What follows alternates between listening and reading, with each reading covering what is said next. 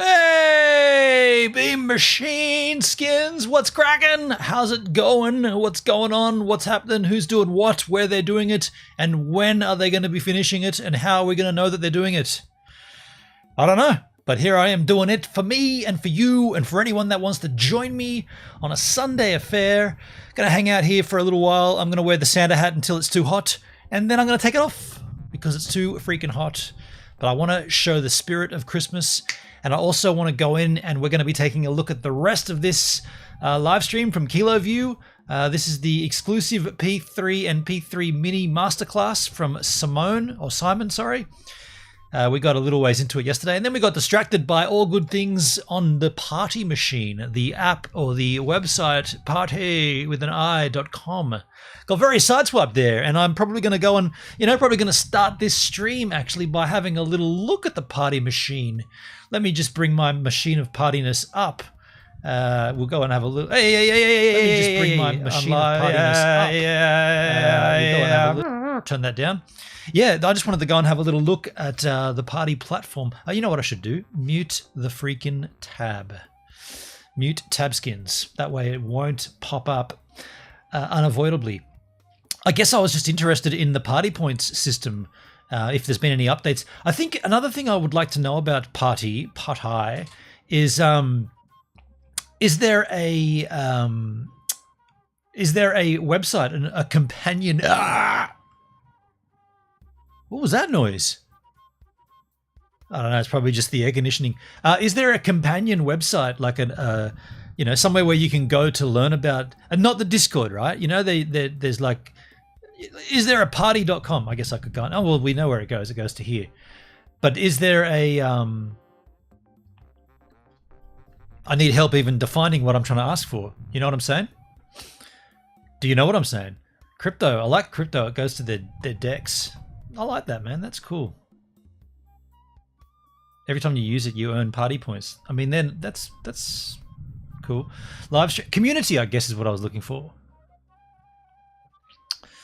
Community. Who did that? Wow. Nirvana stock. Yo, thanks for the follow over on Kick. Who did that on Kick? Hello, Kick. What's cracking? I like you, Kick. I'm liking what I see over here on the Parti machine, though, at this stage.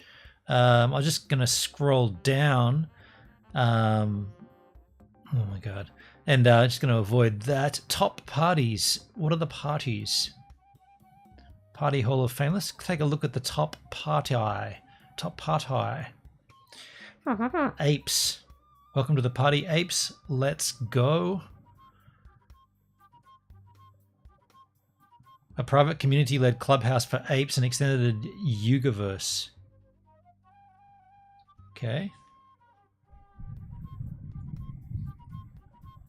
No live streams. No links. Okay, so that's just a place to hang. I created my hang space, didn't I? Didn't I create one of those? Profile? I think I did. Where's my space? Token Gate Community.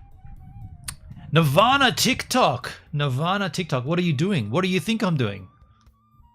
What a dumb question to come into a chat and ask. What are you doing? Aside from being a dick, what are you doing? In fact, I used to mess around with dickheads like this. I got no time for them. I'm just going to ban you, dude. I got no time for dicks like that. What are you doing? What a stupid question to come into a stream and ask. Let me just get rid of this dick. You can do that pretty easily on... very easy. Easy. So yeah, let's cruise around and have a look now that we've got that out of the way. I thought I'd set up a space here. I mean, there's the token gate community. Didn't we set that up? No token gated community. I thought I did that. Yeah. Okay, that's not what I'm looking for though. I guess it's not as clear as I'd hoped for. I thought I had, if you go to my profile, doesn't it just... No, it doesn't. It just goes to there. Party points, feed. What's in feed? Okay, so everyone gets a default. I just finished my live stream. Please check it here feed. I'm going to start posting images though. I'm going to post another image today. What are we going to post? Let's go and have a look at what I can post here. I'm busy editing a vlog. I've got some still photos. Just going to see if I can find an appropriate image that I could share with the masses. There's a nice sunset picture here. I could probably showcase...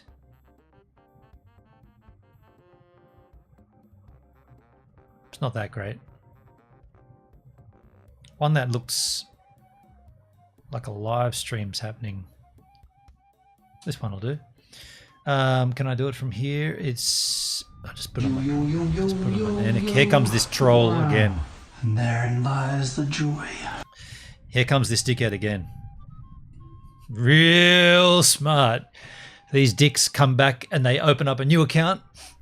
Come back for another second go. What's the point of that? Just so stupid.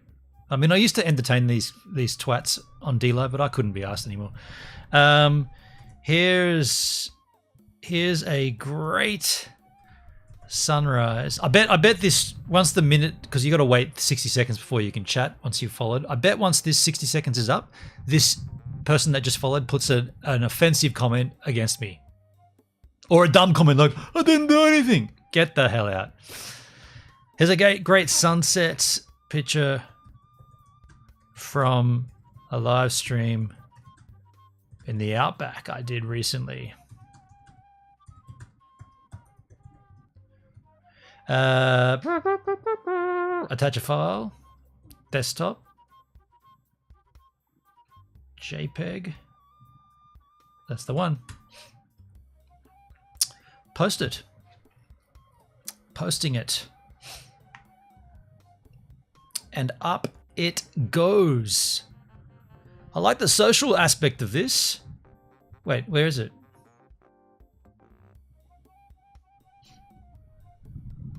And there you go.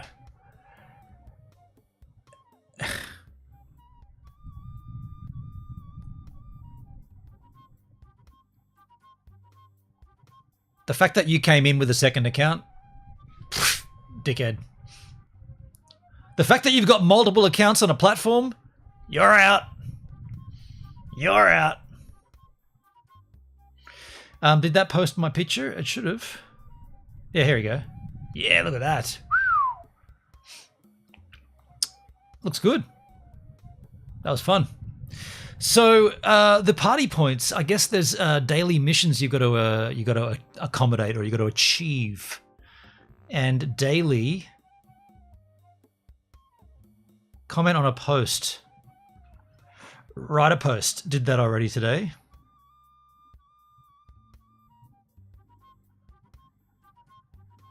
Log in daily. Done that.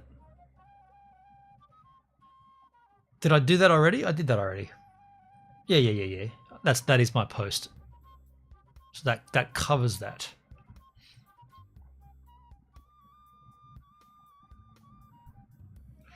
And create a party pass. Yeah, I did that. See? Comment on a post. Let's take a look at some posts we can comment on. Comment on a post. So who can we comment on? Let's go to the feed or the community. Comment on a Jack Doherty post. It's going to go nowhere though.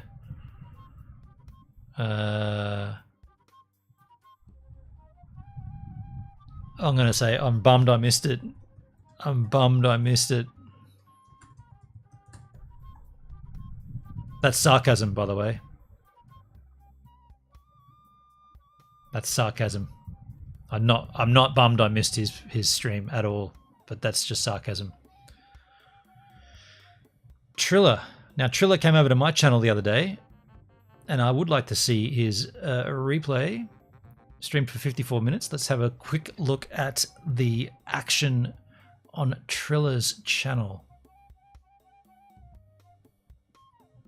It's not playing. There it is. Oh yeah, I muted the tab. My bad. I swear, like, I don't even know how many people followed last night.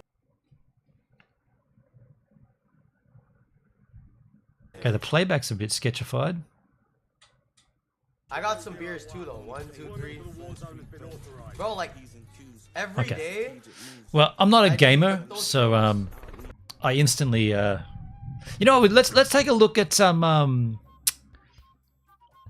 Let's see if there's some IRL. What is this flashing stuff up here? Why are these streams flashing? Let's hit one of them at random.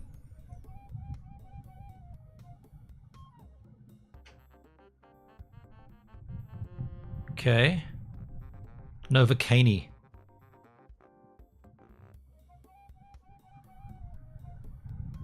Yo, yo, yo, yo, yo, yo. Wow. And therein lies the joy. Seriously, dude. Spend your time doing better things than creating multiple accounts on a streaming platform. Trust me, dude. Don't be a dickhead. It's not worth it, man. You could do so many better things with your time. So how do you get in this little slot up here? What's the criterion? They're all gamers. Is there any way we can siphon out the gaming and go straight to like either crypto or IRL content? I haven't really seen much category. Here we go. Yeah. Bingo. Sort by category. Crypto, IRL. Right there, dude. Let's hit IRL first. And there's only 3 IRL streamers. Right. This one's called Fun. That's got my interest. But I have muted this tab, haven't I? I'll unmute it. I wanna be. Okay, so that's not an IRL stream, but that's just someone in the wrong category. Boring. Fun. Let's try party time. Let's try party time. Way different. Not IRL. People put these in the wrong category, dude. Sitting at your desk playing a game is not an IRL stream, dude. So smarten up. That's IRL. I mean, who knows? Like, who else is live right now? I am. Like, I saw Peggy is live in Tokyo. Is Cube Sama? Is D Duran live right now? Is Cena live? Like, who's live right now? I don't Swimmer know. Nick.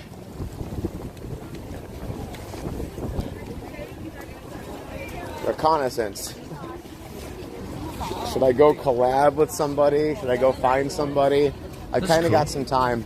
Should I just go back home and play video games and see if I can convince my wife to come meet ice with me tonight? I don't know, maybe she just wants to play video games all day. Looks cold there.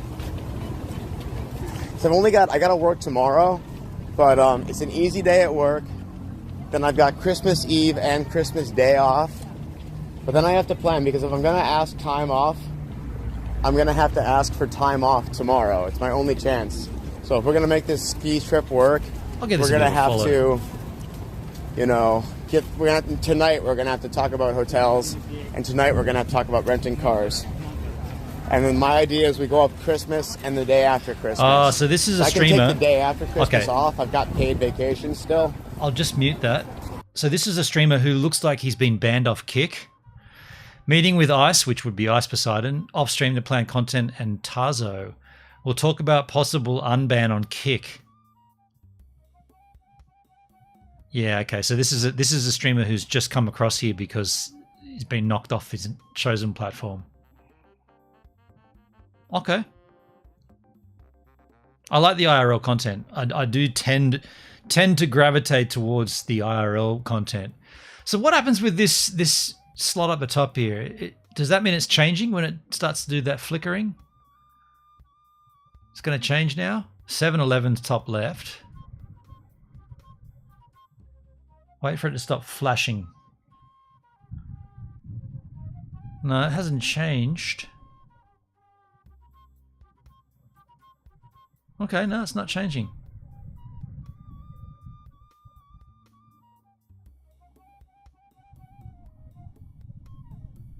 No, okay, and that stream just glitched out. Okay, well, I mean, I'm learning about Parti points and the Parti platform. I like this streamer incentives. Mission cleared 172. There's a heap of things I could be doing. Stream for 10 minutes, receive 100,000 Parti points. I've done it 119 times. Wow. Yeah, wow.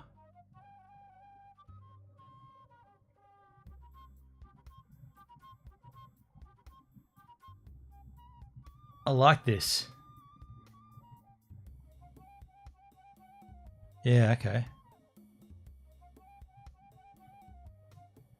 It's an interesting platform. You got to admit, it's an interesting platform. I won't keep faffing on with it though, because I'm just intrigued by it. But I'll just every now and then when we well, not every now and then, but when we stream, we'll just check in on Parti. I'll take this off. That's too freaking hot back here with that on. But I am going to what do we got here? We've got the KiloView live stream that we're going to take a look at. The rest of it probably that'll probably take us out on this stream. I'd imagine we'll probably watch. That'll be the most of our content this stream. So it's going to be a tech stream, I guess. If you're not interested in it and you don't care, well, that's all right. You don't have to watch. But if you're interested in streaming and streaming coders and stuff, and you want to hang out, you're welcome to. I'll probably grab myself a beer at some point. How long are we in? We're in 7. Could I get a beer now? Could I go and get a beer? Homebrew? I reckon I could.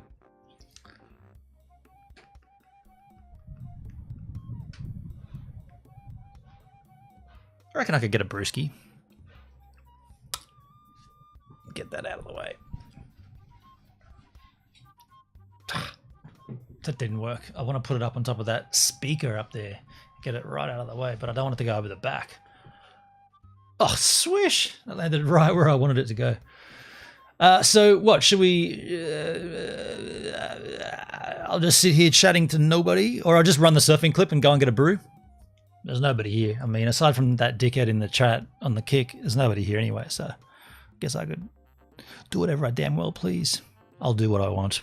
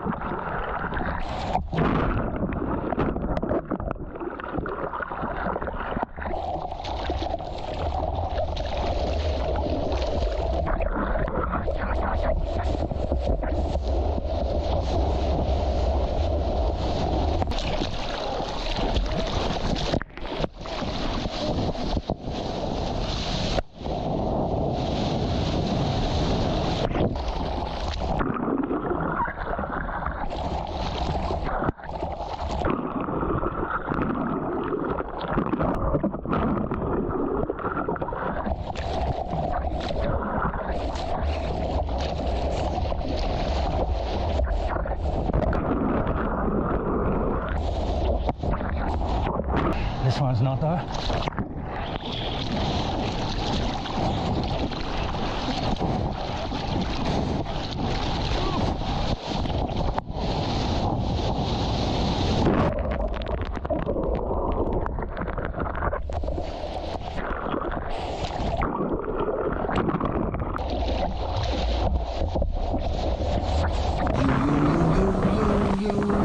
Wow.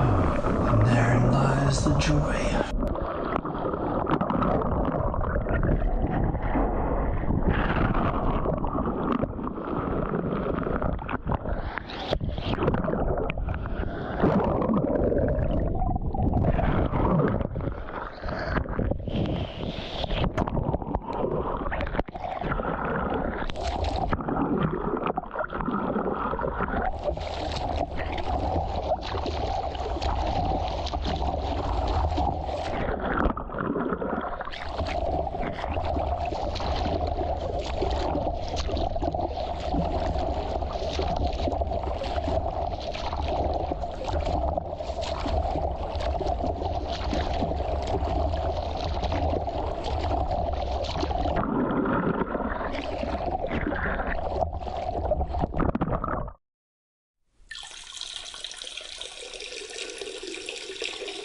Hey, Dougski, how you doing, man?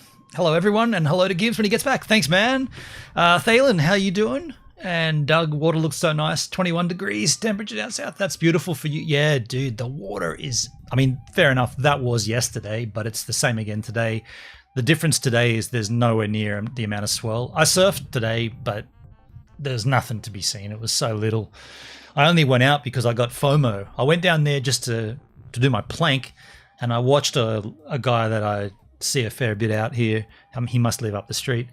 And he was out there, and I was like, as soon as I saw him get a wave, I was like, damn, I'm going. I got FOMO. So I raced up and got my board and went back down, and it was just so little.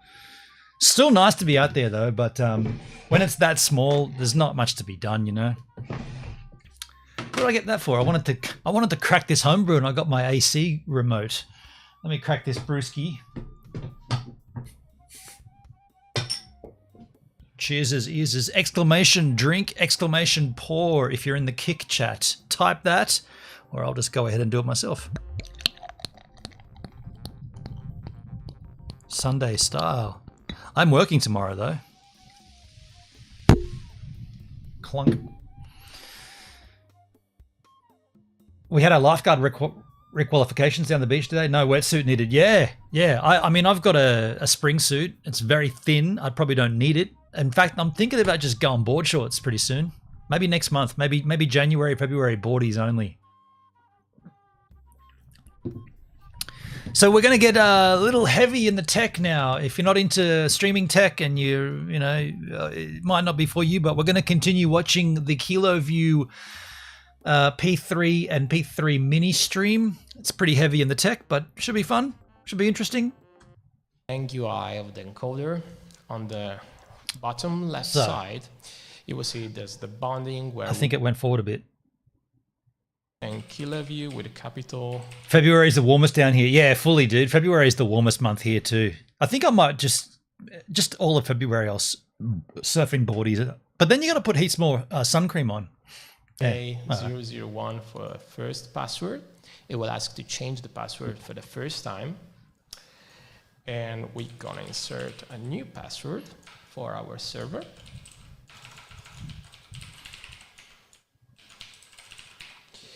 And press OK. Okay. There it is. So simple.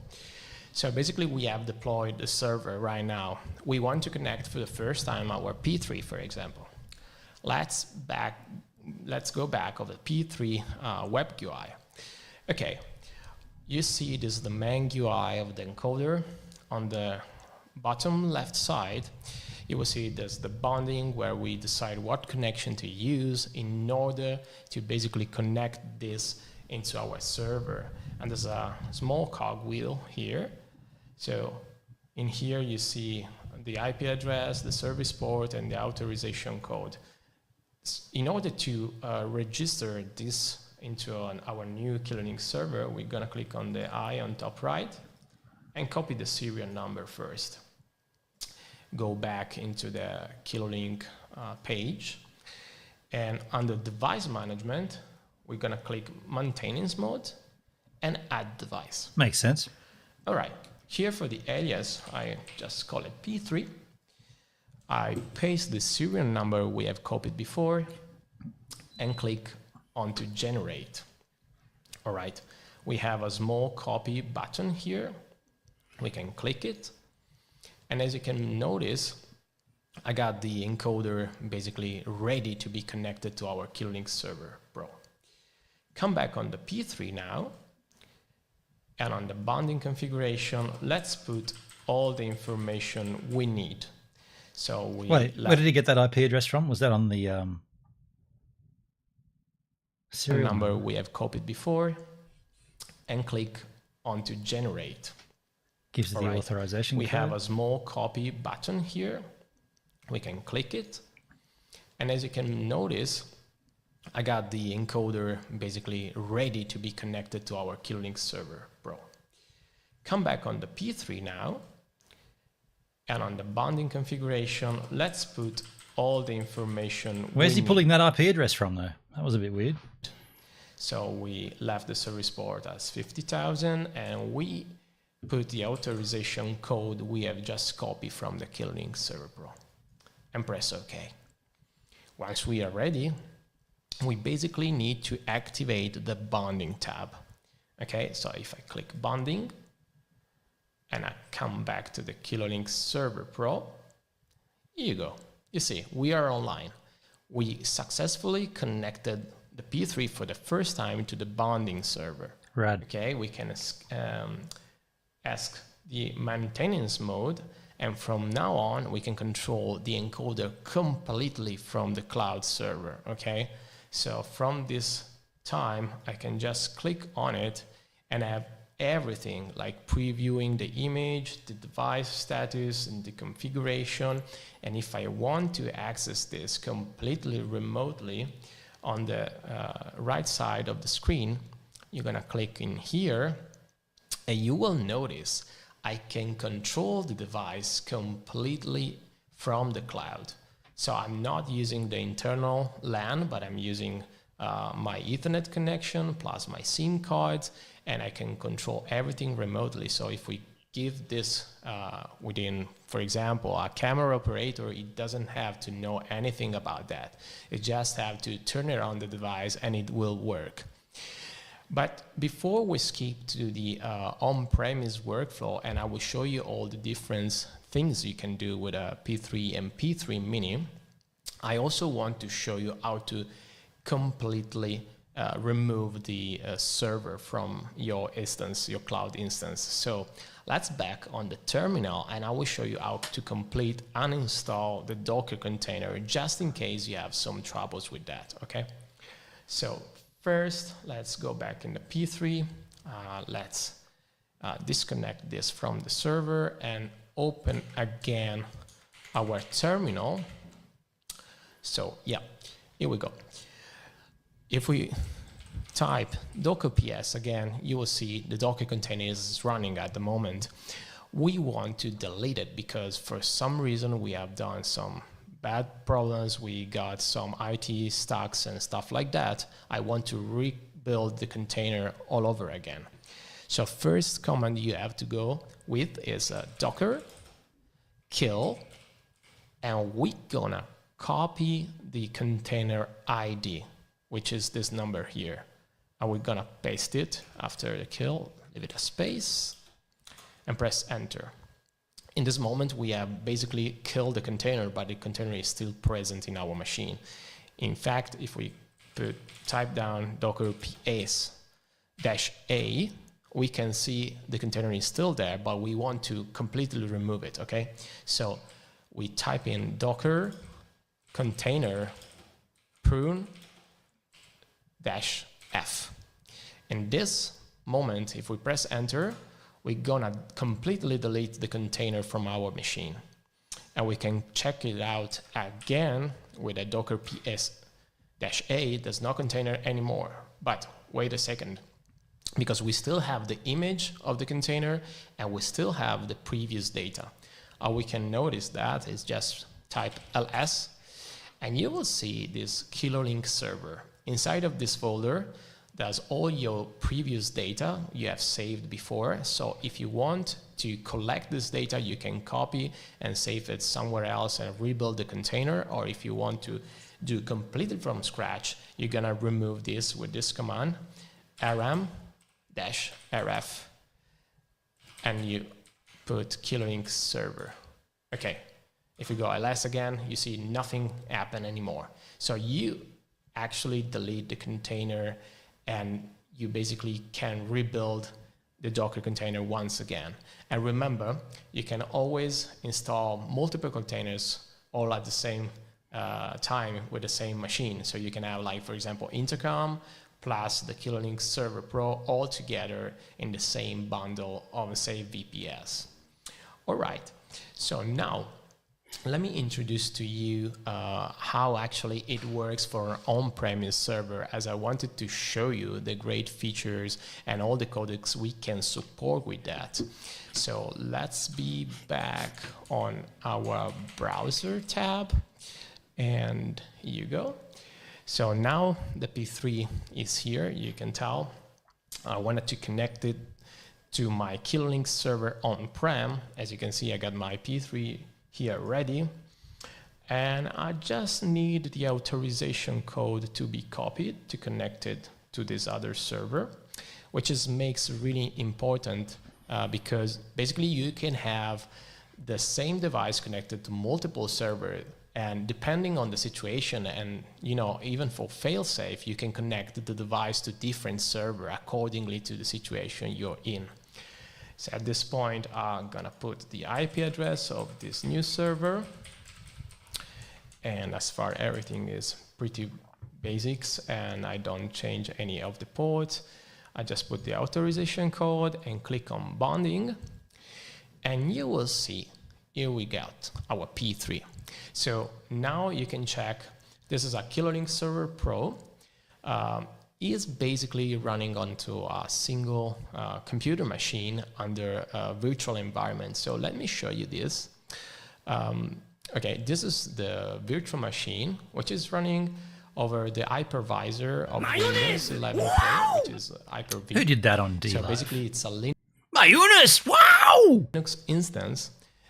Whatever I show you before into the cloud can be installed into Windows, Linux, Mac, whatever you want.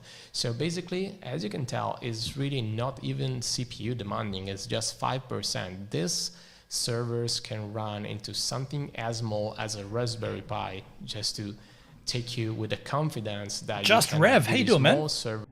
That was you on D-Live? By the way, does that mean that I've got to run this on my computer and have my computer running the whole time I'm using the P3 Mini? Have I got to run the server and leave my laptop on here? I don't want to do that. Running all our software technology. All right. So basically speaking, this server is running onto a physical computer now. And you can tell I connected the P3 Mini, the P3, and the D350. Doing well, thanks. Hope you're good. Yeah, man. Yeah, I'm doing well too. Thank you for asking. All the KiloView products all at once. And I can have multiple users that can access those products depending on the situation. For example, if we go into the user management, you can tell there's a user list and a user group. So what I can do basically is create multiple users and multiple user groups that can be allowed to see and manage some of the device or not. Depending on your building infrastructure, maybe you need a lot of users that has to manage some of the device, but not touching something else. You can do that with a KiloLink Server Pro, and this is really cool. So if we go back, let's have a look first, for example, in the P3 Mini interface. Okay, this is the local area network web UI. As you can tell, on the left, top left, we got the preview. With the preview, we can decide with a small icon to have. That's nice. Merry Christmas. Thank you, Just Rev. That's very kind of you. Just and right back at you. Frames or a video, full video preview, and you can see what's actually being ingested into the encoder. We can have our saves areas, we can have our center cross, our view meter for monitoring the audio, and our PTZ control, because our P3 and P3 Mini can also control PTZ camera over Visca or a serial controller over USB. I wish he had a camera plugged in instead of just a video running. That would be pretty cool. We have also OSD, so we can add stuff like, tiles, times, and sentence and text. We can flip the image and mirror the image, and we can also record through USB. So basically, you can use one of the USB ports. This is way over my head. I got to be honest, just Rev, it's a bit techy and it's a bit detailed, but essentially, what we're seeing here is the way to bond multiple, in this case, 4G and 5G and Ethernet to do IRL streaming. He's giving us the details of it, so it's a bit heavy, but once you've set it up once, you won't have to go back in and really touch it. You just have to press go live and you'll be good. This is a product, or these are two products that this company KiloView have brought out kind of recently, and in the new year, I'm getting a review unit of the P3 Mini, and so I will be running through this process myself, and then I'll be testing and I'll be putting that thing through the run. Basically, I'm going to do a whole bunch of different live streams on locations and camping stuff and whatnot. So I kind of need to sort of see this, even though I'll probably still need someone at KiloView to walk me through the initial setup. But I need to watch this and learn. Well, I don't need to, but I just want to. I'm not really good with server side stuff, to be completely honest. Like, I'm not even sure if I've got to run this on my Mac and then leave the Mac running. I don't think so. They're talking about setting me up with an Amazon Web Service as well. I don't know if I need one of those, but so it's for GoVan. Yeah, exactly. And it look, to be completely fair, I've already got this, and this works. I don't need the KiloView products, but when I saw them, I got very interested in them, and they're providing me a review unit. So I'm not suggesting I'm going to forego this. This thing still works perfectly. But I am going to implement that into my setup and just run with it for a while and just see, because this is kind of old. This is kind of old tech now. And we'll see. Quality might be better on the KiloView. It could just be a much easier way to stream. So we'll see. I'm interested, though. I'm certainly excited. USB time drive or SSD and still continue recording while you're streaming to the KiloLink server. It's unfortunate that preview he's got up here on the screen is just running a video, because what that should be, and when I start my stream, I will see my feed in there. I don't know why he hasn't got a camera. His camera source is just an HDMI input, and it's running a video. It's a shame.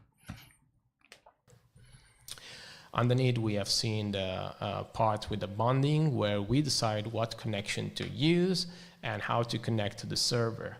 On the bottom right here, you see our connection status and our ISP providers connection for each of the SIM modules, the Ethernet, the Wi-Fi, and our bonding status. When we are live, we are connected, basically. On the video source, for example, in the P3 Mini, you can see I can choose in between HDMI or SDI. And the cogwheel here, we can decide H.264, change the codec, H.265, and a various profile. We can scale the signal. We can decide whether to go black and white or color, frame rate, CPR, bitrate. I'll definitely be doing 1080p 60 streams IRL. If I can, the LiveView Solo doesn't do 60, it does 30 max. I'm going to do 1080 60 smooth. Gop size, all the necessary parameters to stream to your favorite platform or even P2P with our decoding series. We have our audio source tab. So basically we can decide whether to have HDMI, SDI or line in inputs. Cool. And for the baseband connection, we have the possibility to get up to 4 channels. Both P3 and P3 minis will now support 4 channons audio. That's interesting. Not that I need it, but 4 channels of audio. So you'll be able to carry, for example, Super MOOCs with the 4 channels, and where the 3 and 4 are international sound. Especially this comes really handy for sports event, for example. Yeah, that way you could have like the game sound plus in the mix you could have the commentators, and you could have your own commentary. That's pretty damn handy. Not that I need that, but can have this. On the record tab, we have the device. So if I plug in a USB stick, I can record directly into the unit. And I can also decide whether the format is MPEG-4 or MOV, and also record through unlimited size, or that's interesting. You can check disk policy. I've always thought it's interesting that streaming coders such as the KiloView and the LiveView Solo give you that functionality, and the Teradek Wave and the VideoU Go. They give you the functionality to stick in an SD card and record your stream direct. But I've always thought it's a great feature, but it's probably better to, once the stream is concluded, to download the VOD. Now, the reason you do that is because, well, then you can archive it forever. But also, if you download the VOD, you're actually saving what the stream, what the viewers saw. Whereas if you store the image direct from the camera into the encoder onto an SD card, it hasn't gone to the internet yet. It hasn't gone to the ingest. It hasn't gone to the delivery, the CDN. It hasn't gone through all those things. And so therefore the quality is going to be immaculate, but it's not going to be what the viewer saw. So I want to store and I want to keep what the viewer saw. I'm not interested in keeping, like if I was going to keep the raw material, I should theoretically, I should be storing it on the camera. I should be recording as I'm using the GH5 and storing the 4K image, but I'm not interested in doing it. I want to keep what the viewer sees. But it's an interesting feature. Just Rev, I got to go. No worries, man. Have a good one. Thank you, dude. Merry Christmas as well. Back to you. And Dougski, got to wish you Merry Christmas. Thank you, man. Going back down the beach. Thank you, dude. Have a great afternoon, Doug. Cheers, man. Going back down the beach. I love it. Change the prefix name. Over the settings, we got all the other settings, of course. So network settings, here we see all our SIM modules and connection, and we can put APN and monitoring the IP address, password, PIN code, and something like that. And as I mentioned before, also for PTZ settings, for example, if we have a PTZ controlled in the same local area network, we can use network or serial adapter to basically connect a PTZ, which is maybe old and doesn't work within the newer standard technology, but we can use the PTZ controller in the preview windows to move the camera if we need to. And this will happen through bonding also, so this is really cool feature. All right. So now, basically, we have connected this into our server, right? Let's have a look on it. So once the encoder is connected to the server, you will control the encoder itself completely from the server. You don't even need to have the physical access to the local area network for the encoder. So basically, click on the P3 Mini, all right? And I just click on the first preview thumbnail. You will see I'm seeing the preview I'm sending to the P3 Mini at the moment. We have our buffer size, and here on the bottom we got all the streaming protocol. We can add multiple stream at the same time. But let me what? Remove this. What did he just say? And add multiple stream at the same time. Ah, so you've got, excuse me, you've got basically, that's basically where you put in your output. So all the RTMPs, yeah, you can, and you can send different ones to different outputs. No shit. Right above his head, it's got add stream service. So, I mean, I could just add beamstream.gg ingest and then send it from there to Beam, and then Beam does it all and sends it everywhere else. I could also add my the rest of my Restream.io because I'm still using it for Facebook and FC2 and Vaughan Live and Africa.tv. That'd go in there. I mean, that's rad. But let me remove this so we start like a fresh kind of tutorial, of course. In the ad streaming tab, here we go. You can tell we have multiple codecs. So first we have RTMP or RTMPS. Most stable. So if you go to YouTube, Facebook, Twitch, Instagram, whatever your favorite platform is, you can directly transcode what's the bonding signal to the server directly to those platforms. Okay. Then we have RTSP, RTP. I don't know what half of those are. RTSP, RTP, HLS. HLS, is that the Apple codec? SRT, reliable transport, something super reliable, smart reliable. SRT, TS, UDP, and as I mentioned before, we also have NDIHX. This is the first time ever some brand manufacturer will introduce NDIHX into the game. So this is really interesting because if you don't want to transcode back to baseband, you can have IP over IP solution. I will show you this in a second. So cool. For this example, I want to show you how easy it is to connect, for example, our P solutions with our decoder series, okay? Let's pretend we're gonna use SRT, which is the best broadcast standards. Secure, reliable transport is what SRT is. There. All right, I will call this P3 Mini. And the listener port, I will use listener because as you might notice, there's a lots of listener ports because the server will act as a sort of SRT gateway, SRT and RTMP gateway. So all the open ports you can use, you only have to remember the IP address of the server itself. I'm gonna put some latency, right? And I'm gonna press OK. I wonder why he added latency. If you don't have to have latency, why would you add it? I'd do it negative latency. I want it instantaneous. Latency, right? And I'm gonna press OK. So basically speaking, from now on, and sorry, this is, you can see much better. This is the button. So when you see red, it means that actually it's streaming. When I click, you can see these small play blue buttons. Now, this is going to be important.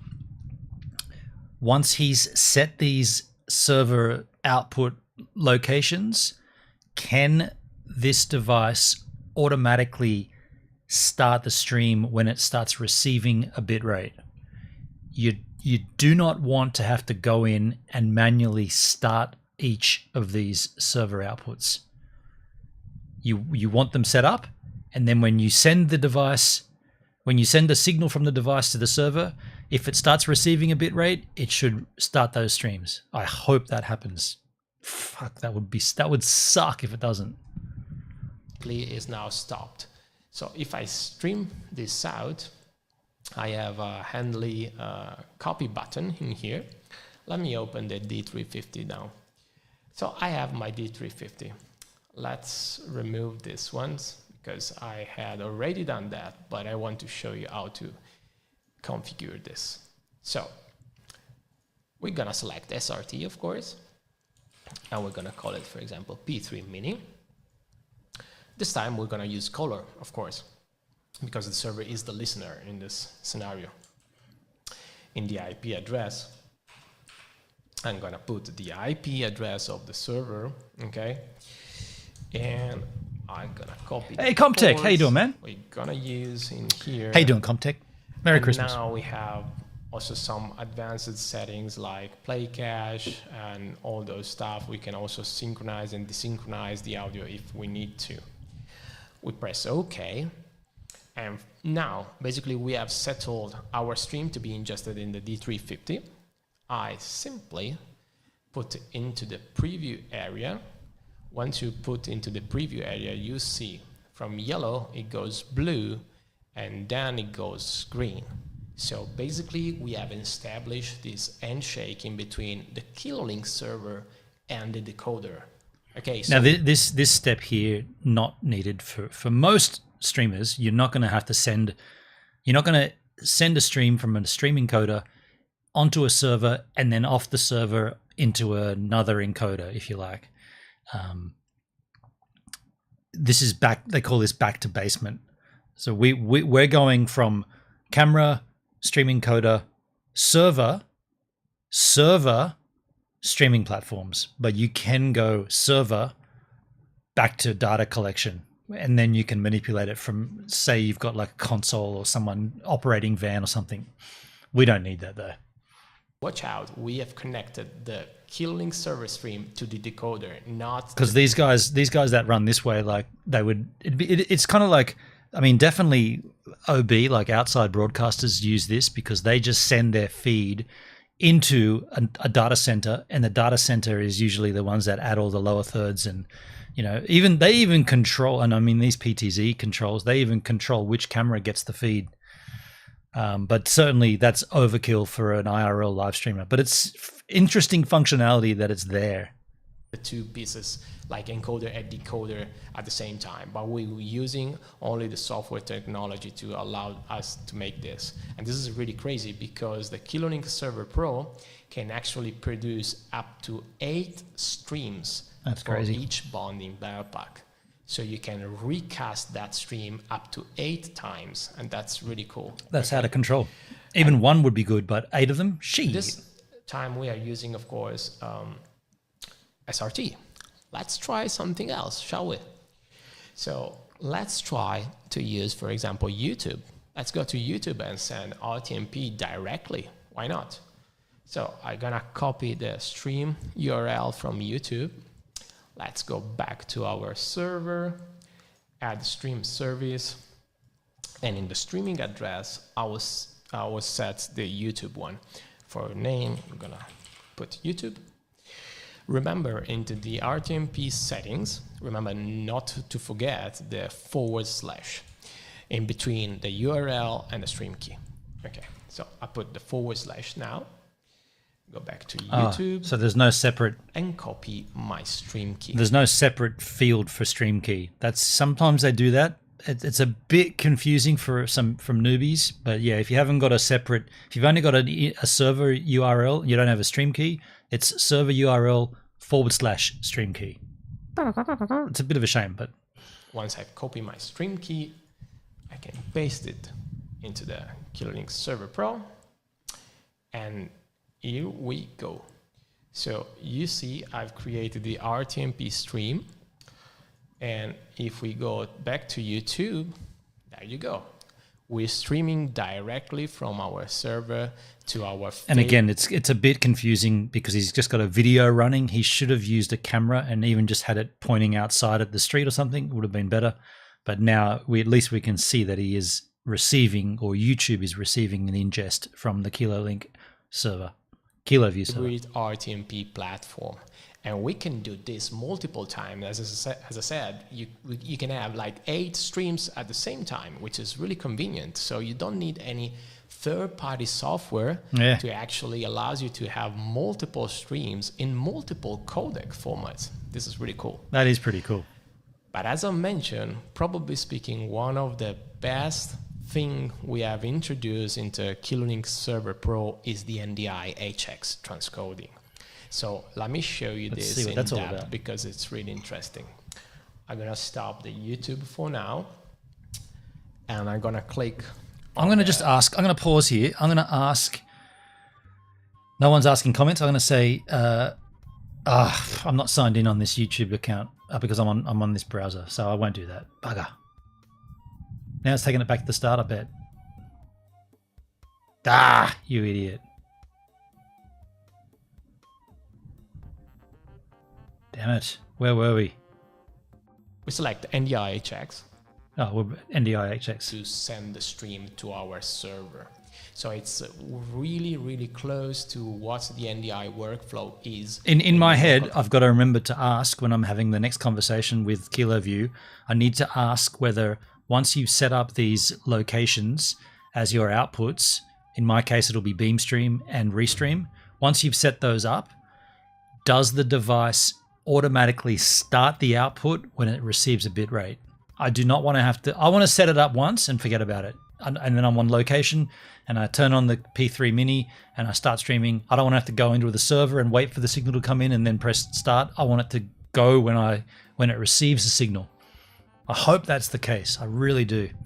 Area network. When you use NDI-HX transcoding, basically the latency is really low because we don't need to basically... Mind you, you should be able to see the server on the front of the P3 Mini if you got the display there. Don't know. Encode 2 times, but just insert the NDI metadata in our KiloLink Server Pro in order to create an NDI-HX stream. So we select NDI-HX, and for this specific, I'm gonna P3 Mini, okay, and the channel name. This specific, I'm gonna P3. I thought he said hi Benon. I swear I heard hi Benon. Listen. NDI-HX. And for this specific, I'm gonna P3. And for this specific, hi Benon. That was weird. Is he signaling me? The NDI-HX. And for this specific, I'm gonna P3 Mini, okay. He's not saying that, but it sounds like hi Benon. What do they call that? What's Elon Musk being accused of doing on Twitter? What's the phrase where they signal someone without? Yeah. Channel name also P3 Mini.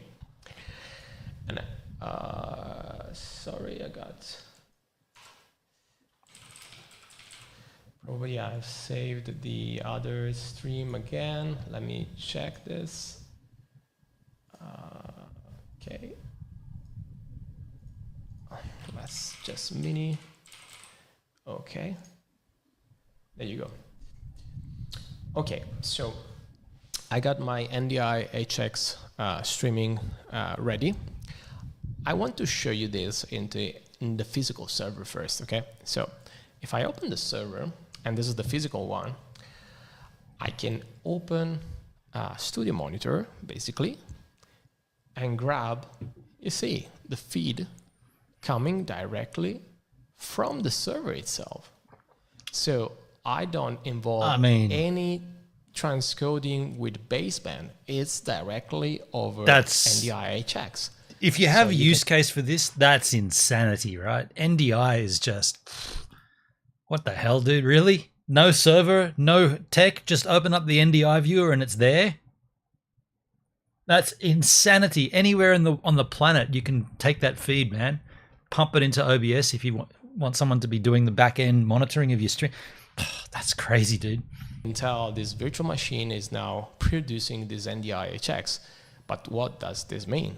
You can use in software like Vector TriCaster, vMix, OBS, Wirecast, you name it. Basically, you can have a complete IP over IP remote production into one single click. Let me show you this into this computer. It seems like that should have been the case all the time, right? That should just be how it works, but now it does. To record the webinar though. Crazy. So let's close this window. And let me show you this. You should see my vMix project here. So basically speaking, if we go into add inputs and we go to NDI, as far as this computer actually is in the same local area network of my server, what I need to do is just clicking on the KiloLink name up in here and press OK. You notice I got the streaming. Let me remove the audio first. I got the streaming that is coming directly from the KiloLink server. And let me show you this in real workflow. So the left channel is the video that being played, and you can tell latency wise it's really low latency. It's almost under 1 second. That's I was gonna say that's almost real time, but there's definitely lag, but dude, nowhere near what we're used to on remember DLive's lag? put a little bit of latency after all to recording this and stream this. So in between something reasonably lower than 1 second, it's pretty damn good. The signal goes back and forth using the bonding technology. Mind you, that's on the same LAN. So he did say that, but that is the same local area network. So, but it is illustrating the point. NDI is IP to IP. So it more than likely, it won't be exactly like that if you're, sending it to Scotland or something. And you've also got to rely on the other person's bandwidth as well. Because you can have, of course, multiple devices at the same time. But I mean, if that's LAN, like LAN to LAN, and it's that close, I mean, it's a good starting point. Mix and match things like P3, P3 Mini, all at the same time. And this is really cool because the NTP server on the KiloLink server itself will synchronize all the signals together. So that being said, let me show you also the two side-by-side, like SRT and NDI-HX at the same time on our D350, for example. Okay, let me show you the browser again. And I got that D350, okay? It's still decoding our SRT feed.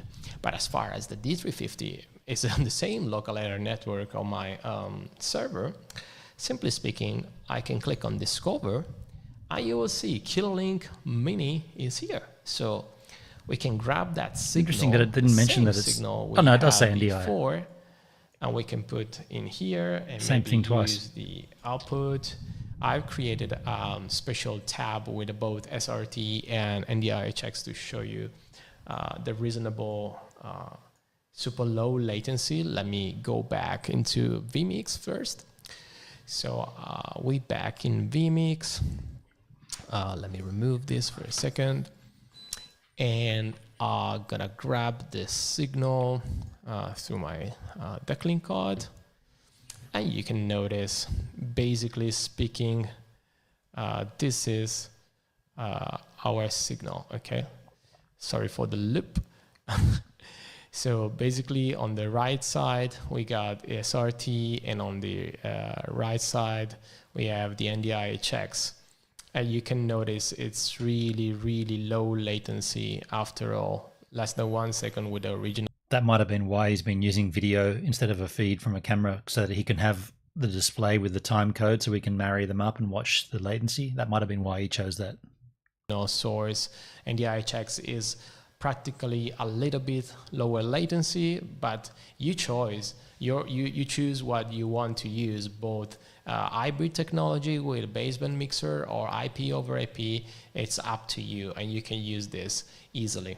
So let me be back on the browser again, and I want also to show you how easy it is to connect our products to our KiloView Intercom server, Loogie, for example. Loogie over on YouTube. Hey man, I just ordered a mini DV tapes for my camcorder. Loogie, mini DV tapes for your camcorder. Going back a few decades there. That's pretty cool, man. Do you have any way to capture your camcorder? Like, do you have any Firewire computer or anything? But mini DV, dude, that's my stash from the old days. I don't know if you can see that very well, but that's my stash of mini DV tapes. I've still got a few new ones in their wrapper too. But what's your plan with that, man? Are you gonna like capture that shit somehow? Yeah, mini DV, huh?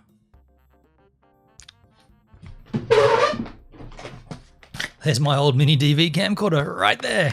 The TRV 900 with a broken lens. I just used to gaff tape my wide angle lens on the front there.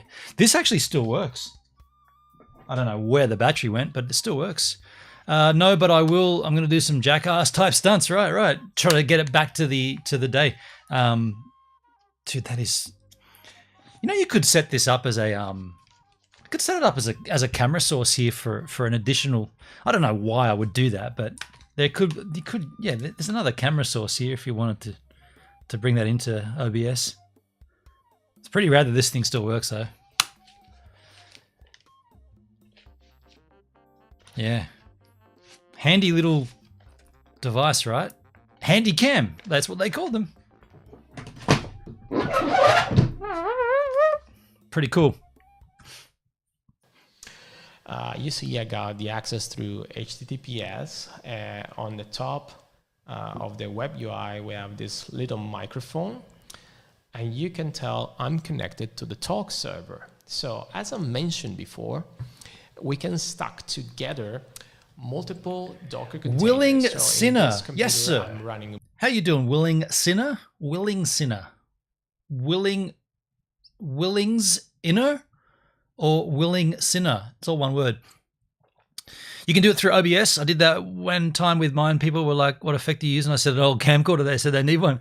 Yeah, I'd be interested to see what that actually looks like, because it would be a pretty interesting. The equivalent, or not the equivalent, but a similar kind of thing is like playing vinyl versus playing a CD, right?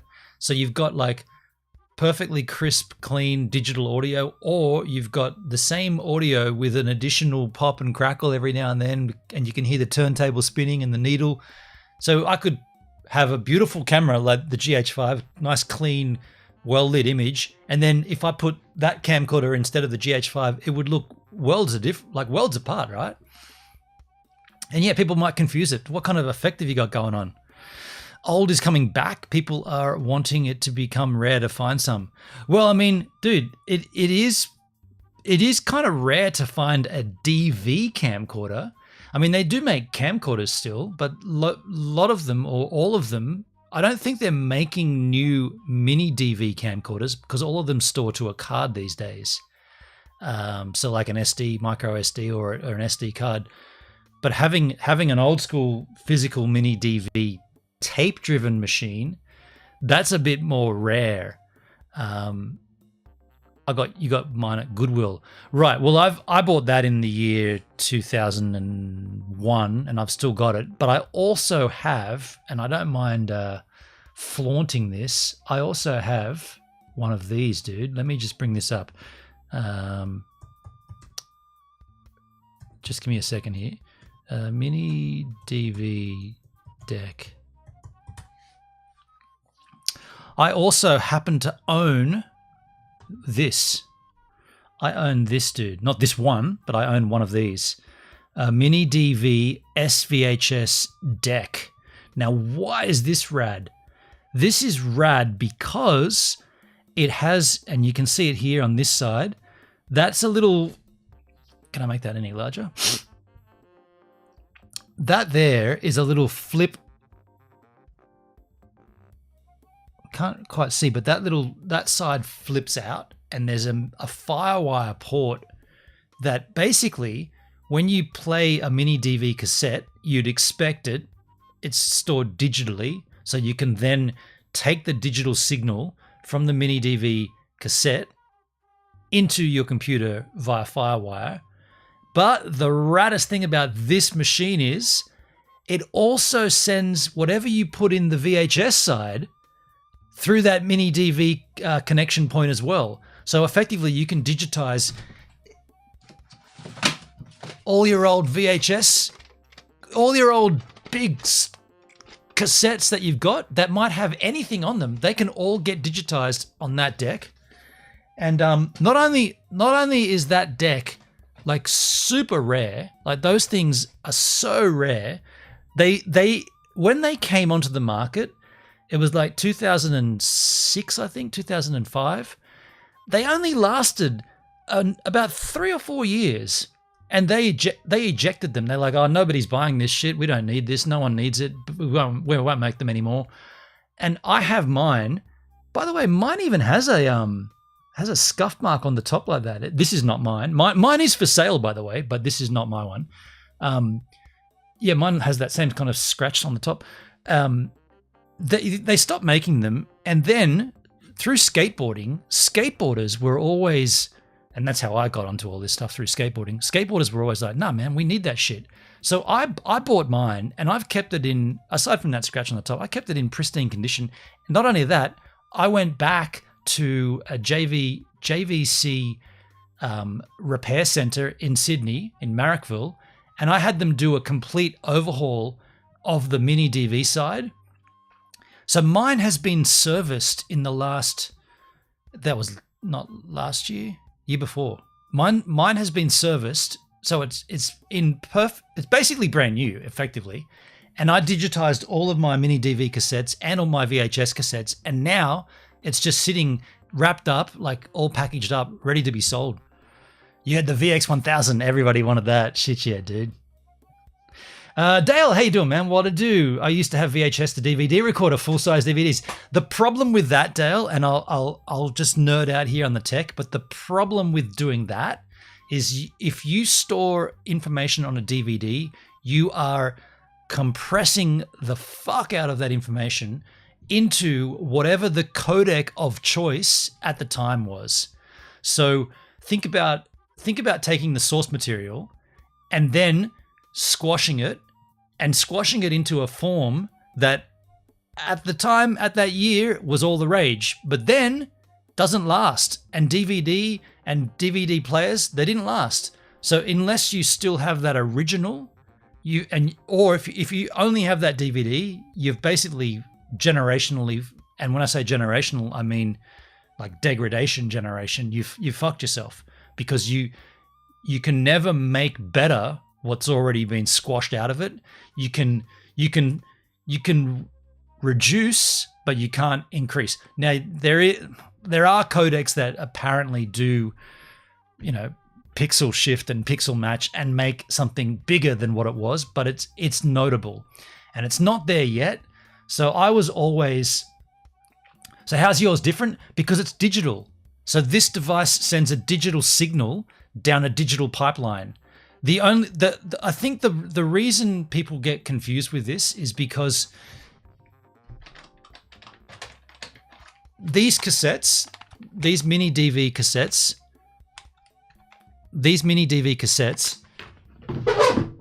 that go into one of these old school camcorders with a tape mechanism, they are the same thing as storing a digital file on a SD card or on a hard drive. They're the same thing. The only difference is it stores the digital file on magnetic cassette tape, but it's still a digital file.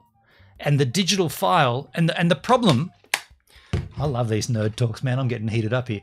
The problem with storing digital information on a magnetic tape is the obvious. Magnetic tapes don't last forever.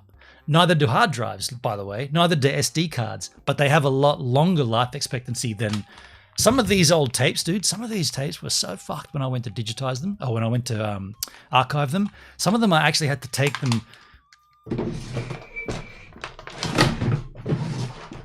I bought this set of screwdrivers specifically to take apart these cassettes. Some of them I had to take out and like physically cut and like sellotape, like the tape back together.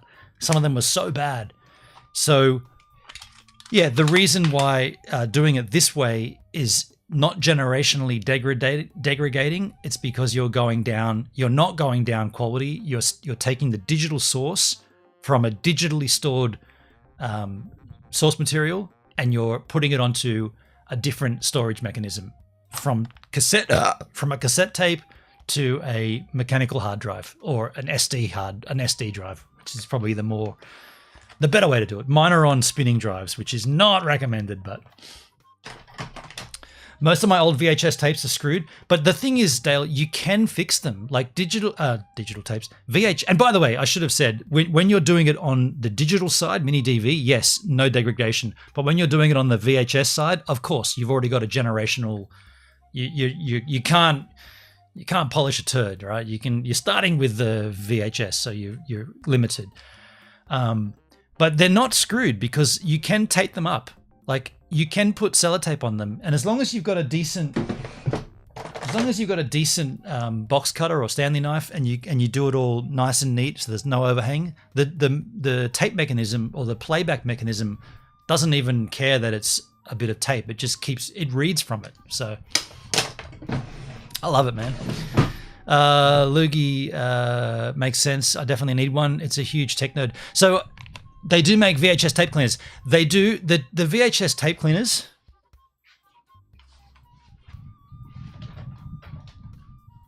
Got one right here. these guys, or VHS tape cleaner, you said. Sorry, I thought you meant mini DV. They do make this in the VHS version, of course. The problem, or not the problem, but all that's doing, and anyone can do this, is it's taking isopropylene, and it's just using like you guys in America call them, what do you call them? Q-tips. We call them cotton buds. We call them, what do we call them? The brand is Swisper. We call them you know what I mean, right?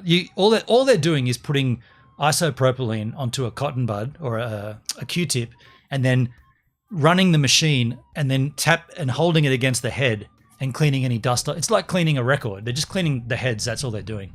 So, I mean, it does work. But if you're putting a tape that's been this tape, December 2007. Actually, this is quite a recent one, December 2007. If you're putting that into a tape player, that's been sitting there for nearly 20 years. So there's going to be shit and gunk and mold. You know, mold grows in these. You're putting that straight onto the heads of your playback machine. So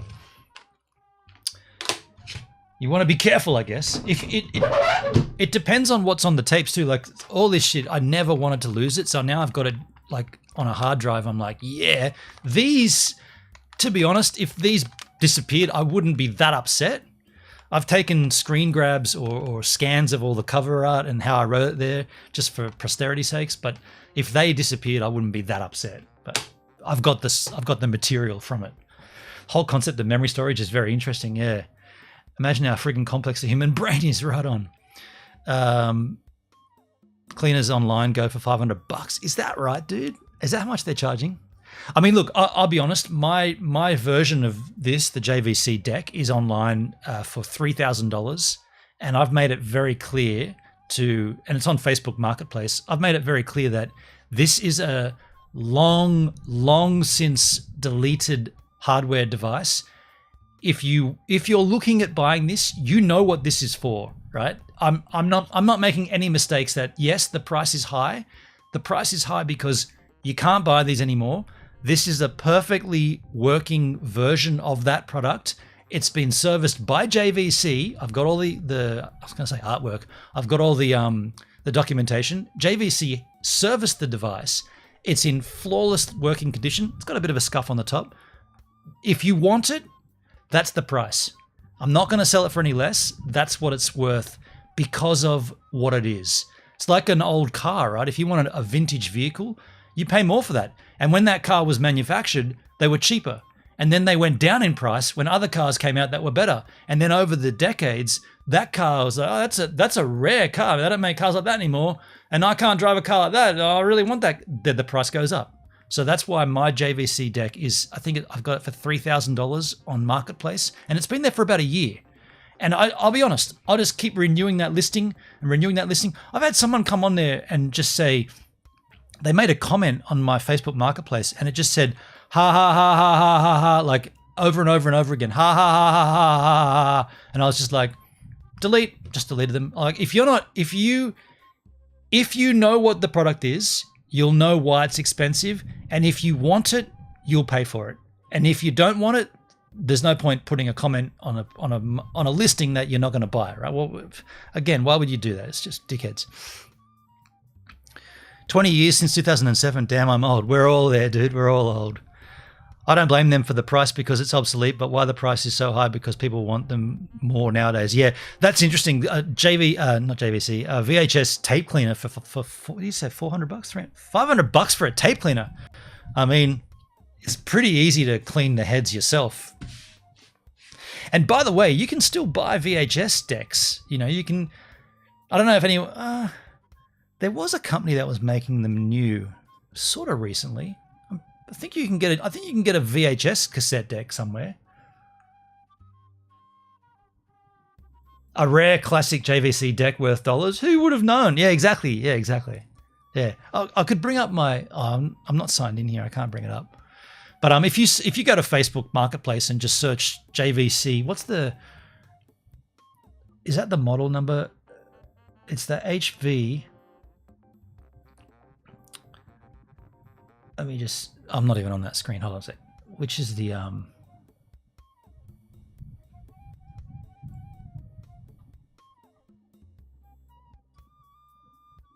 HRDVS3U. That was the model number. Yeah. And I've got the remote for it as well. Actually, it should come up on if I just go Facebook Marketplace. It should come up, right?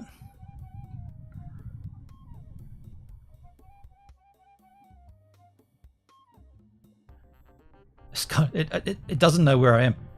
Facebook in Sydney? I mean, I guess I'm closest to Sydney.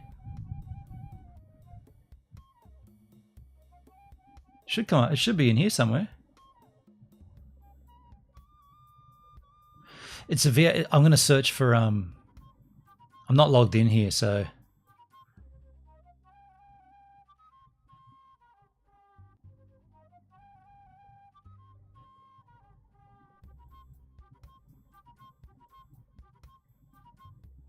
if you're not signed into Facebook, they hate it. On the topic of tech, I still use a Windows 98 CRT computer. Wow, dude. CRT, cathode ray tube. I got a little, I don't mind admitting this, but it was pretty frightening. I bought a monitor, a CRT monitor back in, I don't know.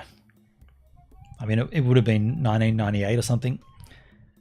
Wait, where was I living? I was in Sydney. Yeah, probably 1999 or something. Just before. No, that Millennium was in Perth. Jeez, I guess it must be like 2002 or something. The first thing I ever bought off eBay was a CRT monitor from a dude in Bondi Junction. And when I got it home, there was a pretty obvious pixel issue. There were dead pixels on a particular part of the screen. And I asked the guy through, I can't remember how you did it back then, through eBay. I was like, dude, and he was like, oh, well, you know, tough shit, basically. I was like, oh, fuck, I've never used eBay before, and I probably won't ever use it again if this is the experience. This thing sucks. I thought he would say, oh, you can bring it back and I'll just give you your money back. He didn't. And I was like, okay. And so at some point I decided to try to fix it. And so I opened it. I opened it up and I just tinkered around in the back there, and I touched with a screwdriver the big angled thing that comes out from the back that does all the photons and shit, and it threw me across it wasn't plugged in. I had it pulled out of the wall, but it threw me across my bedroom, and I was so frightened. I was like, I just electrocuted myself and I could have died. I was like, all right. I put the back on. I was really scared of it at that point. I was like, fuck, I don't know. Put the plastic back on. I screwed it in, and I was like, and I pushed it to the furthest part of my desk, and I was like, okay, I'll just put up with those dead pixels. Okay, I don't mind. Fucking hell, man. It was so frightening. I never had any, aside up until a year ago when I got struck by lightning, very close to. I've never had anything quite like that. My cousin got banned from eBay back in 2001 for ordering stuff and not sending the money once he got, oh shit. Yeah, I mean, the early days of eBay, I don't use eBay. No, hang on. I only use eBay for buying. I don't sell on eBay anymore. I sell everything on Marketplace. Marketplace is just too easy. Like, they make it so much easier than, I don't know, eBay was a little funky for a while. It might have gotten better, but it's purchase as is, no implied warranty unless otherwise stated. Yeah. I mean, buyer beware. What's a caveat? Caveat emptor. Caveat emptor. Where were we with the P3 and the P3 Mini? We're moving. Okay, we're getting through it. Let's continue on. KiloLink Server Pro and the KiloView Intercom server in the same virtual machine. So I just have one machine that has multiple tasks at the same time. So the P3 Mini, the P3 and our D350 are both connected to the same Intercom server, which is running the KiloLink Intercom, the KiloLink Server Pro. So if we go into the Intercom server here, you see I've got pretty much the same settings we have used for KiloLink Server Pro, and I've connected all my devices. He's got an Intercom server. What's all that for? Into the call tab, we can create multiple calls. In this specific one I've just created before, you can tell this is the admin one is the one you can use with a computer, tablet, phone, whatever is your terminal you use for your director, for example. And all the others are the products connected to it. Into the managing tab, we can decide whether or not addressing one device or another to a specific group chat. Okay. And if we go into the public channel, all this stuff, also, I gotta be honest, all this stuff is just way overkill for what I need. It's intriguing that they've got it in their products, but I'm not going to be touching any of it. Mute and unmute each of the devices, change the volume and stuff like that. In order to talk, this is all for, like, you know, sending it back to Wirecast or vMix or any of these bigger outside broadcast kind of platforms that you have a control deck, someone working the controls. But for me, for just IRL streaming, none of this is relevant. So with that in mind, shall we skip forward?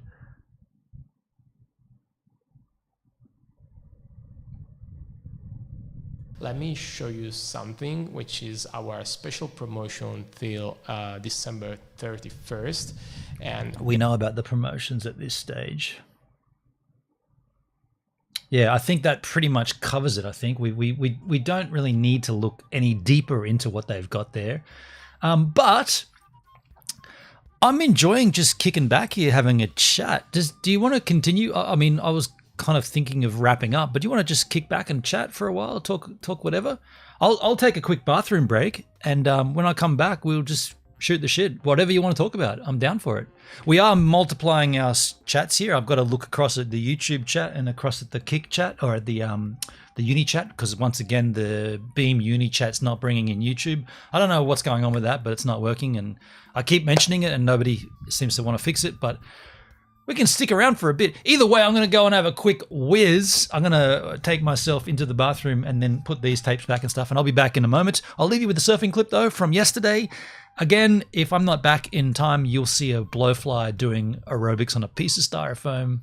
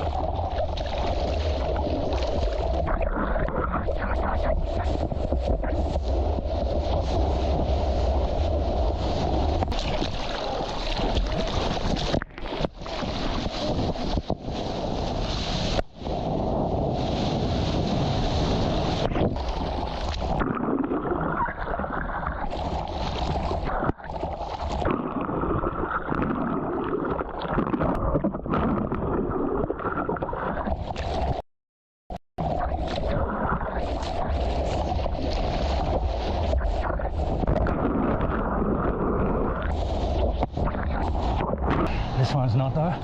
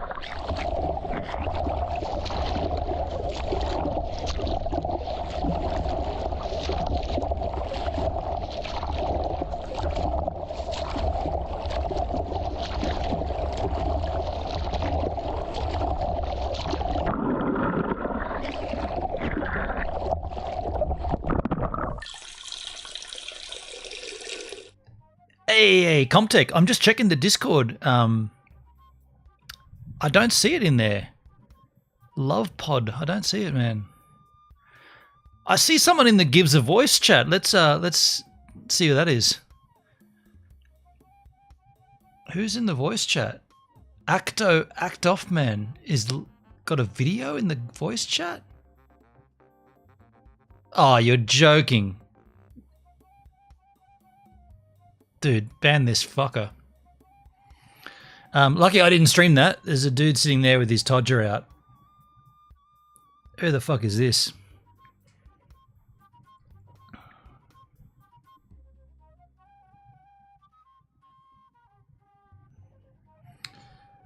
I just want to block this fuckwit.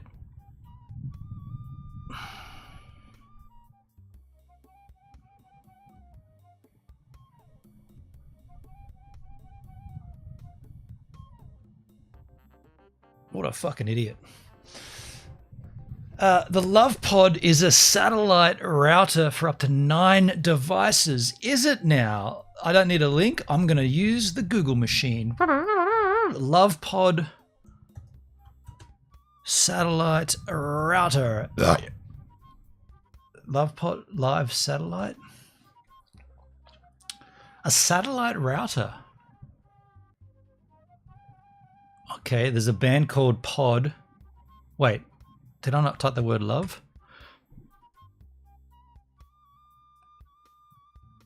Love my pod. Satellite internet. Anytime, anywhere. Goodies, goody, goody, yum, yum. Satellite internet, portable and private hybrid router. Use your cell phone like a satellite phone. Hybrid for best Wi-Fi signal. 4G, satellite, distributed mesh, multiple. Okay, so this is using Starlink or something similar, like low Earth orbit satellites. What's the you put it in there already? Gives a minute. General links. Love my pod. Okay, cool. I think I'm lovemypod.com. Okay, cool. I beat you to it. Okay, cool. Use your cell like a... So I wonder what the bit rates are like. There's a short video. Let's take a look, skins. Tired of losing cell service in dead zones? Concerned about connectivity in emergencies? Scared the shit out of me. There is now an answer. Introducing the L.O.V.E Pod, the world's first affordable encrypted global... Now, I'll just stop that, interject and say, how bad is the audio bit rate on this video? They must have gone to like 96 kilobits or something. So this should be also prefaced with currently, or as of last week in New Zealand, you can now use Starlink on your cell phone with nothing. You got to have a reasonably recent phone. I think it's Android and iPhone, and you can access Starlink satellite. So this kind of a device, which would be in addition to your cell phone, you'd have to have both the devices. That's an air conditioning remote, but you know what I'm saying? You'd have to take both of them. But this device, without Starlink in the mix, this would be a rad device. But now we have Starlink on your cell phone. Internet Wi-Fi hotspot connects with multiple service carrier networks and is satellite assisted when no service carrier networks are available. So it works virtually anytime, anywhere. Connect up to 9 devices, like our cell phone, laptop, desktop, TV, security cam, and more. Stream, chat, text, download, and make phone calls, all with no roaming fees. With mesh capability... No roaming fees, but you've got to have the services for each of them. You've got to have a service for each of them, right? Can someone just... Hang on a second.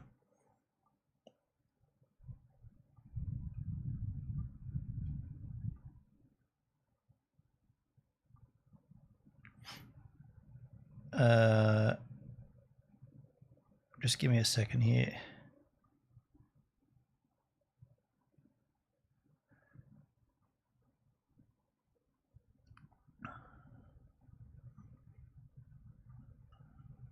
Fuck that dickhead. The L.O.V.E pods will grow in strength and speed with each new pod activated to create a private terrestrial-based intranet called L.O.V.E Global Network. Okay, so am I missing something, or do you need a 4G service from the different 9 providers? So if it's using 4G, who's providing the 4G? Your local telco or love.baby? By the way, this just sketched out. Global Network. It seems like it's just stuck on that one spot, this video. To create a private terrestrial-based intranet called L.O.V.E Global Network. That's not my internet. That's their video. Australia is still on 4G. US is nearly all 5G. Well, 5G can't. You can't use 5G in rural areas. There's not enough. Pods are dual blockchain encrypted with L.O.V.E's proprietary 20. There's not enough towers. The towers have got to be quite close together for 5G to work. So that's why we still use 4G. But we have 5G in all the cities. Strength and speed with each new pod activated to create a private terrestrial-based intranet called L.O.V.E Global Network. The L.O.V.E pods are dual blockchain encrypted with L.O.V.E's proprietary 2048-bit cube chain encryption, giving you the ultimate protection in data privacy and security against digital attacks and hacks to your devices. Wait.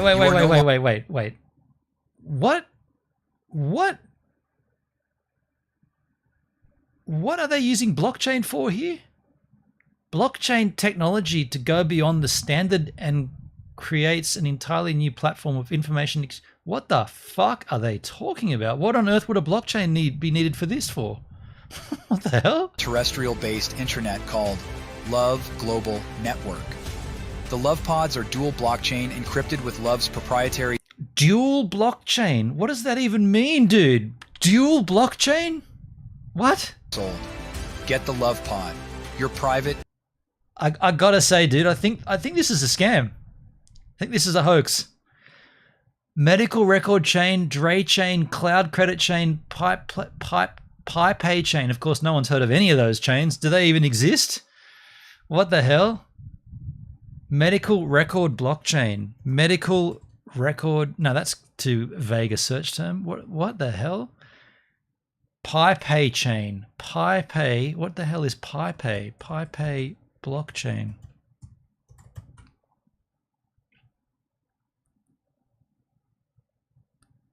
Pay. Okay. There's a token.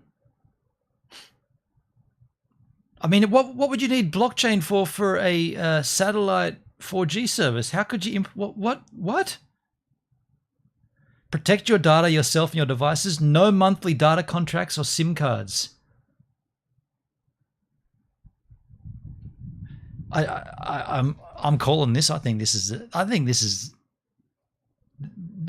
a joke, right? It's a concept. iSIM data packages over the air for North America, USA, Canada, Mexico, Europe, Asia, parts of Africa, or at a physical SIM. It literally says no monthly data contracts or SIM card needed, and then it says at a physical SIM.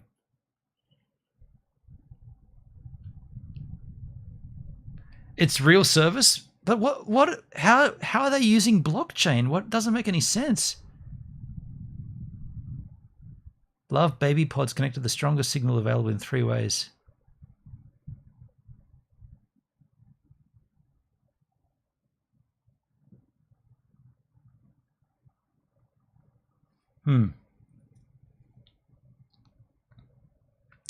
I mean, yeah. My sister lives in Alaska. She gets very poor service. With this, she gets service in the outback. So your sister's using one. Okay. What about the blockchain? Like, how's she using that part of it?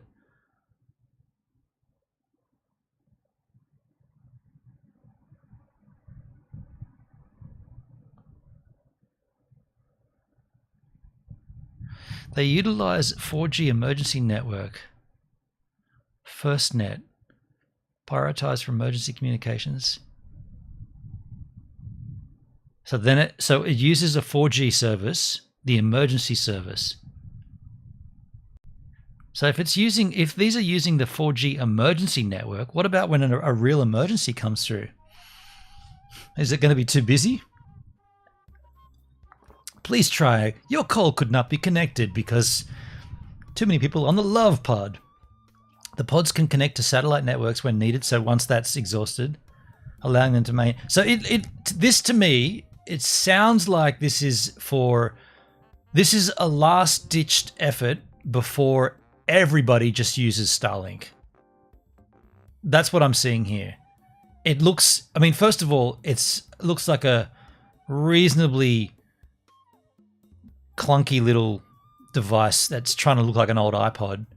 But most of the planet has access to Starlink, and with the Starlink Mini, I mean, yeah, I feel like this tech is a little too late, a little too small, a little too late. What about what's the speed? I'd love to hear a speed test. Is there anyone on YouTube that's done that? YouTube. Your sister could probably do it. You could be right. Starlink may be the ultimate to go to. I reckon that's what we're seeing. We're seeing a product that has popped up in the gap where Starlink hasn't got full. It's not fully everyone's. What's the word? It's not. No one. The whole world's not using it, but they're getting close. What's it called again? L.O.V.E. Love. It's also a very strange name. The Love Pod. Yeah, it's okay.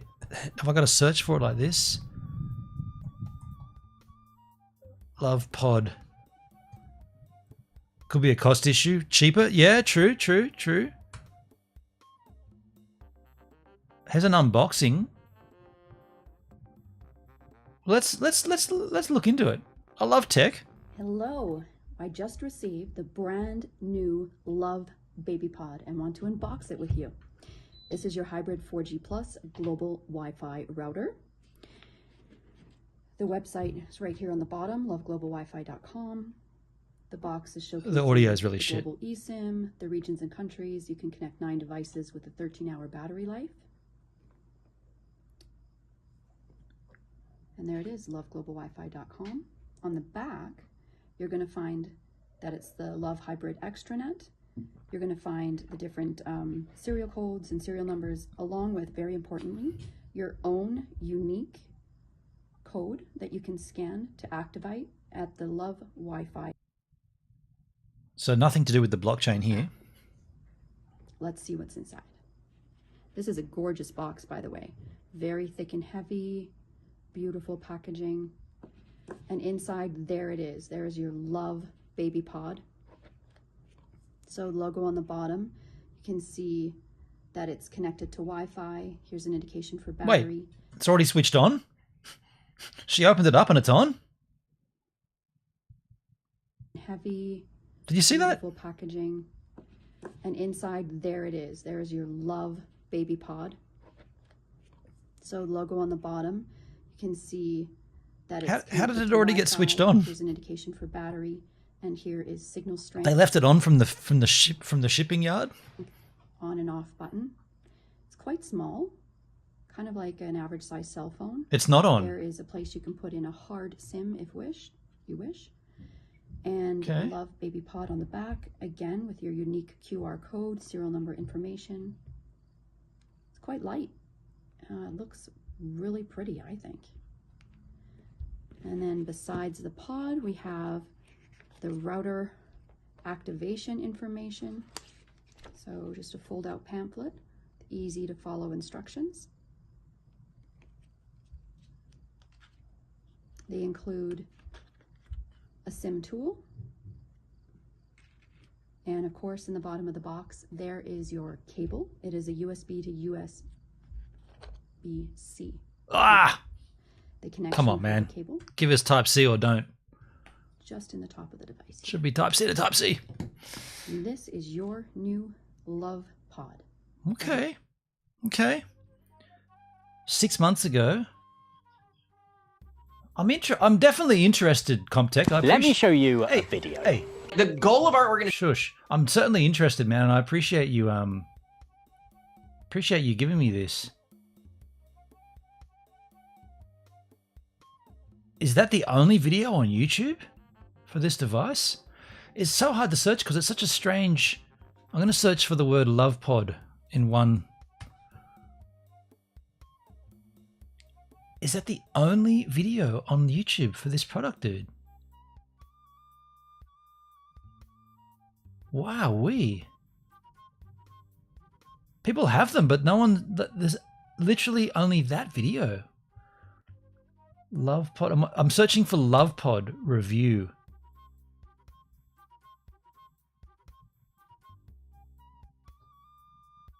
Is there anything else I should search for? Comtech, your sister in Alaska has one.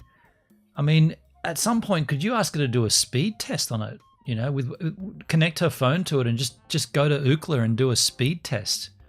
Or just go to fast.com and do a speed test there. L.O.V.E baby pod. Baby?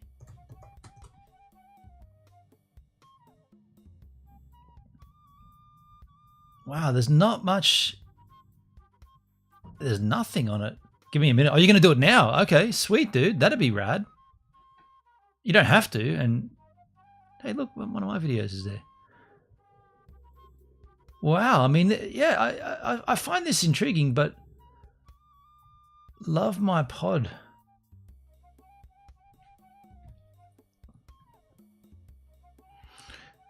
Specs. Let's take a look at the specs. Security areas of service, pretty much everywhere in North America. Global service by the end of 2024. Okay.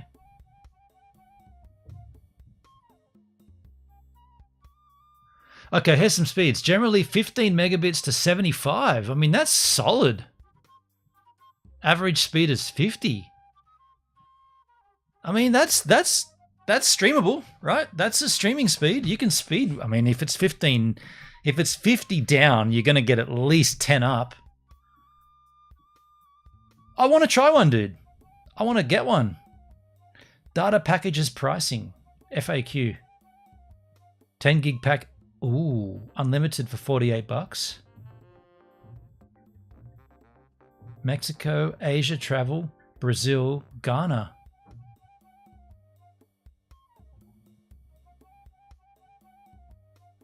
Australia doesn't look like it's no love for Australia. No love for Australia. I put a link with the creator in your Discord in Linky Poos. Thank you, man.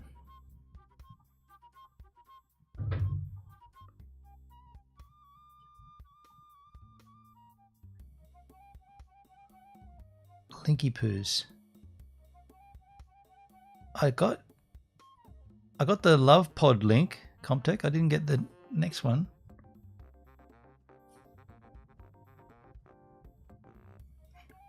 But yeah, no love for Australia there. But the pricing seems all right. Sorry, in Promote Yourself. Oh, I didn't see it there. Promote gives yourself. I don't see it there, dude. It might have been in a different server, man. I don't see any fresh messages. Let me send it again. Cool. Unless it was a DM. No. These prices for unlimited, 48 bucks. That's decent, right? Add satellite to that for 54. So in the US, unlimited plus satellite coverage of 54 bucks a month. That's standard, I suppose. Worldwide coverage, including Starlink, AT&T, Verizon, Sprint, Vodafone, Tele2. So they're using Starlink. Interesting. They've got coverage in New Zealand, but not Australia? Huh?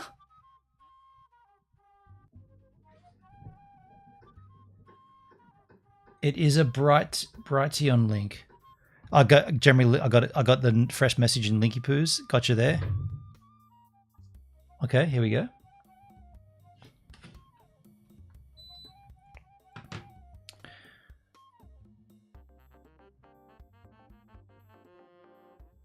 Okay.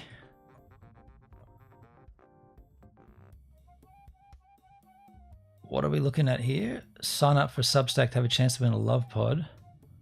Learn or buy a Love Pod here. Body align.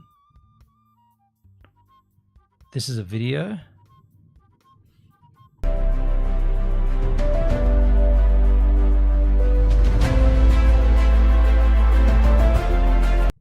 Capsule shielding you from harmful EMFs to the quantum block, allowing you to infuse frequencies into your cherished possessions. Dive into the realm of innovation and wellness at sarahwestall.com/shop or by following the link below. Welcome to Business Game Changers. I'm Sarah Westall. I have Stephen and Errol coming into the program, and they are with the L.O.V.E Pod, which is this thing. I've been working with these guys since last May, and we are finally ready to share it with the public. And I am really impressed with this because, and I've said on many shows that, you know, I did that whole 10-part series on 5th generation warfare, and I've talked to many people about, EMFs and things. And my background's telecom, right? I was in enterprise US West. We had upwards of, I always say 75%, over 75% of the internet market. We really had upwards of 90% of, we were building out the internet market. And so I understand telecom, I understand big tech, and I know that EMFs don't have to hurt our bodies. They do not, you can, because it's just packet 01s going over a frequency, right? You can use a frequency that works well with our body, that modulates with our body. Well, these guys figured it out, and that's what this does. But beyond that, it's a router. So it takes your cell phone and it turns it into a satellite phone. This is only $200, and you can put 9 devices and turn them all into satellite phones. So if the grid goes down or something, you have a backup satellite for 9 devices. It doesn't have to be a phone. It could be your computer. It could be your television. It could be your phone and your husband's phone or wife's phone. Sorry to do this, but doesn't your phone already do that? Certainly the Apple Watch does that. If you are stranded somewhere without cell service, you can make the emergency call using satellite. Jack from Net TV, hell yeah.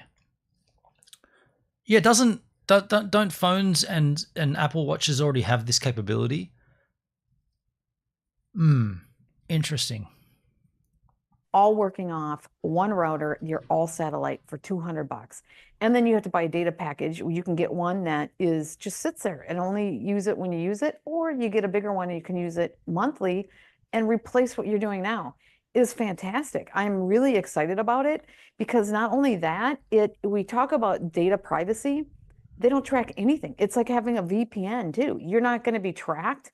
You can make phone calls but there's blockchain. What's the blockchain for? I'm really confused about the blockchain part.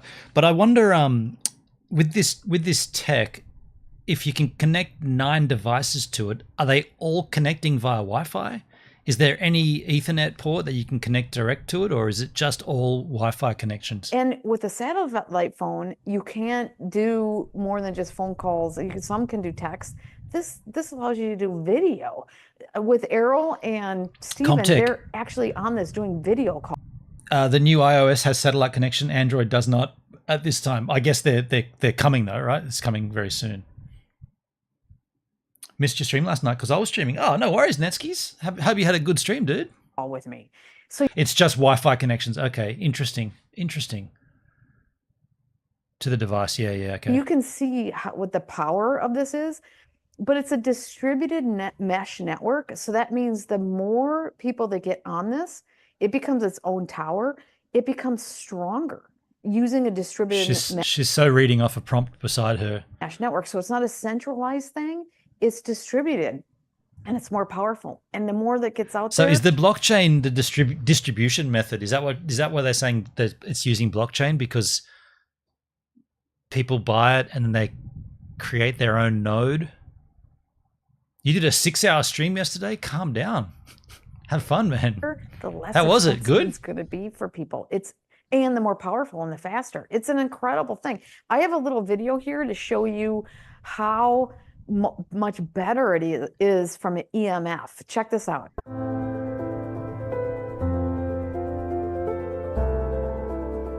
Wow. EMF reading? She just So she began this video by saying EMF isn't really a problem, but now she's using it as an argument as to why this is a better device than a phone. You can't have it both ways, right? She literally said at the beginning of this video, EMF isn't really a problem. It's just the way that they've managed to get these transmission signals down. And now she's using that as her argument for why this is rad.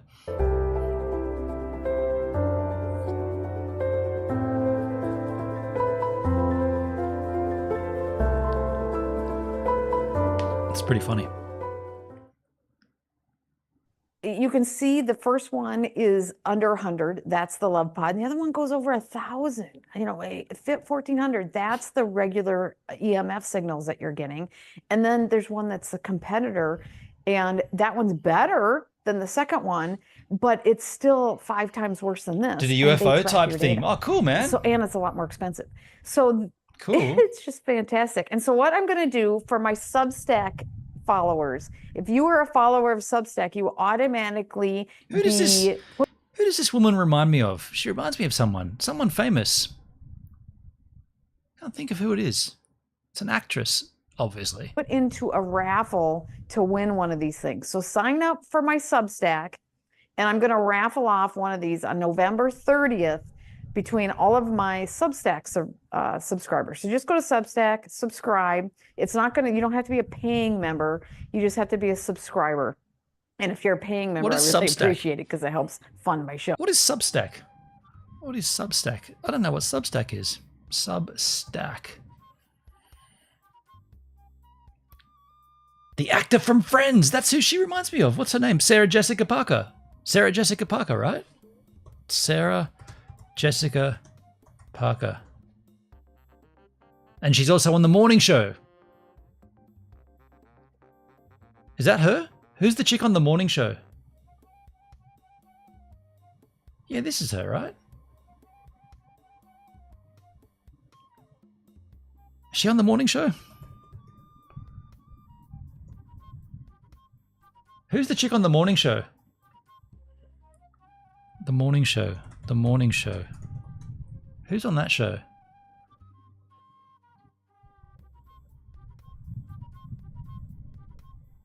Starring Jennifer Aniston. That's who I'm thinking of. I'm thinking of Jennifer Aniston. Jennifer. Why does this chick remind me of her? Give me images. Yeah? Yeah? Fully, man. That looks like her. Kind of. Not her. Absolutely. Even the way she speaks, like her tonation as well. But what is this Substack? Substack, a new economic engine for culture. Substack. I've not explored this. Substack. Oh, this is for authors. I have heard of this. It's like Minds. That's who you were thinking of too. Yeah, right. Yeah, that's who I was thinking of. Okay.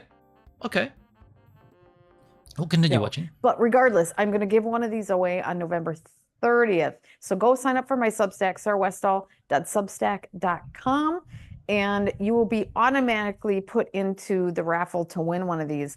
And then the other thing is, if you use the link below, there's a holiday 10. So if you end up buying one of these for your family, for your sister, your brother, your kids, you can save $10 by using holiday 10. So remember that coupon code. I believe they have it in glaring on the screen as well. And then they have a bunch of YouTube videos. So if you are a big techie and you want to learn about this, they have all sorts of data for you so you can learn what this is about. Oh, Comtech, she talks to people who made the Love Pod. Well, in that case, this is a 40-minute video. We're 6 minutes in. Do you want to watch the whole thing?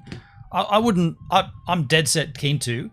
I would like to take a quick break and grab myself a beverage. It's Christmas. I'm going to get myself a little rum, I think. Got a little Sailor Jerry there and some Coke. She'll get through the stuff. She gets through it all. Okay, I'm cool. I'm cool to see that.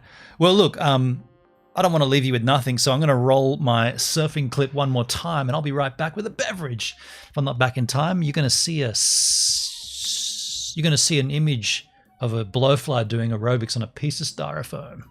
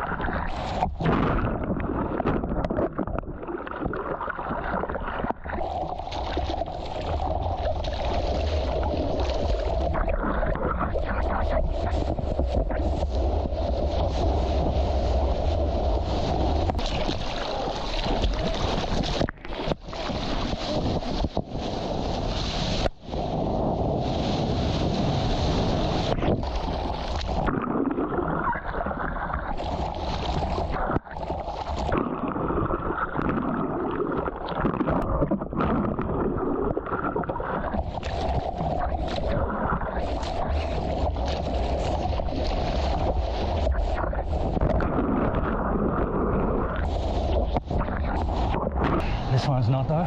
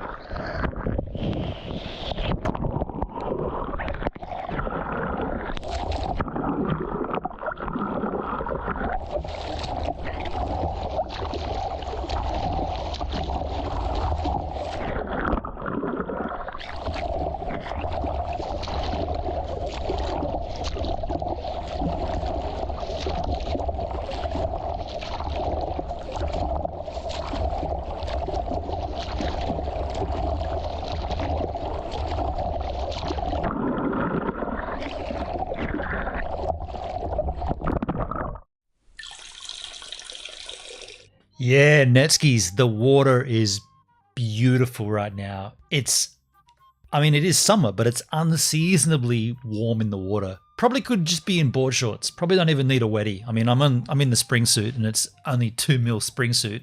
I kind of just use it as like, it's more like, it's not for warmth. It's just for to stop the chafing on the thighs kind of thing. But the water's so good. Got myself a rather large Sailor Jerry here. I haven't put anything in it. It's just a neat, well, it's on the rocks. Sailor Jerry. I've got some Coke to add, but we'll go neat for a little while. But let's continue on with Jennifer Aniston telling us about the L.O.V.E bot. You're not, you can learn about it too more in a high level fashion, like what I'm talking about. Or if you're like me, who wanted to get a satellite phone and didn't want to pay $2,000 for it, this is perfect for you. They used it in the North Carolina floods. I'll talk about that story. They've used it in, remote places in Alaska. It's really. By the way, do you think her eyebrows are painted on? They're a bit high if they are. It looks like she's constantly doing this. Like she's always going, this is the greatest, like she's like exclaiming. You know, when someone just talks to you normally, their eyebrows just kind of sit at a normal level, but she's like, this is why you need this product, because my eyebrows are high enough to inform you that this is very important and you need to pay attention. The eyebrow height. Do you reckon they're real or they're painted on? They look real. They're very high, very high. Really cool. It's a perfect present for Christmas. I typically don't devote a whole show to talking about. They just came down. She's been doing that the whole time because they just dropped back down. A product, but because it's so revolutionary and because it's exactly the type of technology we need to solve so many of our problems, the EMF problem, getting communications out to rural areas, the cost for many people that don't make much money, or just the cost for anybody. I mean, the telecommunications is expensive, right? This will be a lot less. Hey, by the way, time. Comtech. The more people, did they talk about the blockchain stuff in this at all? People that use it, the faster and better it'll be. So I'm really excited about this.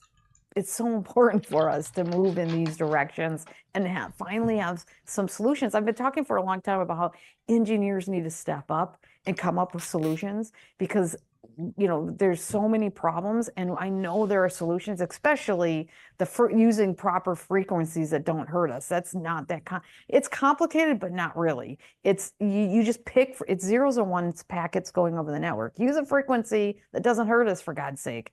And that's what they did. Okay, the link is below for you to check it out. Remember to use Holiday 10. Remember to sign up for my Substack and get signed up for the raffle that's going to happen November 30th. And here is Stephen and Errol, and they're going to tell you all. They talk about many aspects of the device. Okay, cool. All about this. Hi, Stephen and Errol. Welcome to the program. Hi, Sarah. Hi. Is that Snoop Dogg? What's up? We've been talking for months now, and I'm really excited that this is finally happening. And I think it was last May that I first started talking to you. And before I did the 10-part series on the mind control and 5th generation warfare and all this stuff, and you had a solution to help people with, and I'm going to show people right here, it's called the L.O.V.E Pod. And it is a solution for helping people. I've been saying that you can put out networks that harmonize with your body so you don't have to, the EMF problem goes away. And it's a solution as a satellite.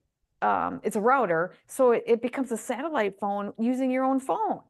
So I want you to talk about, before we get into all, I just love this.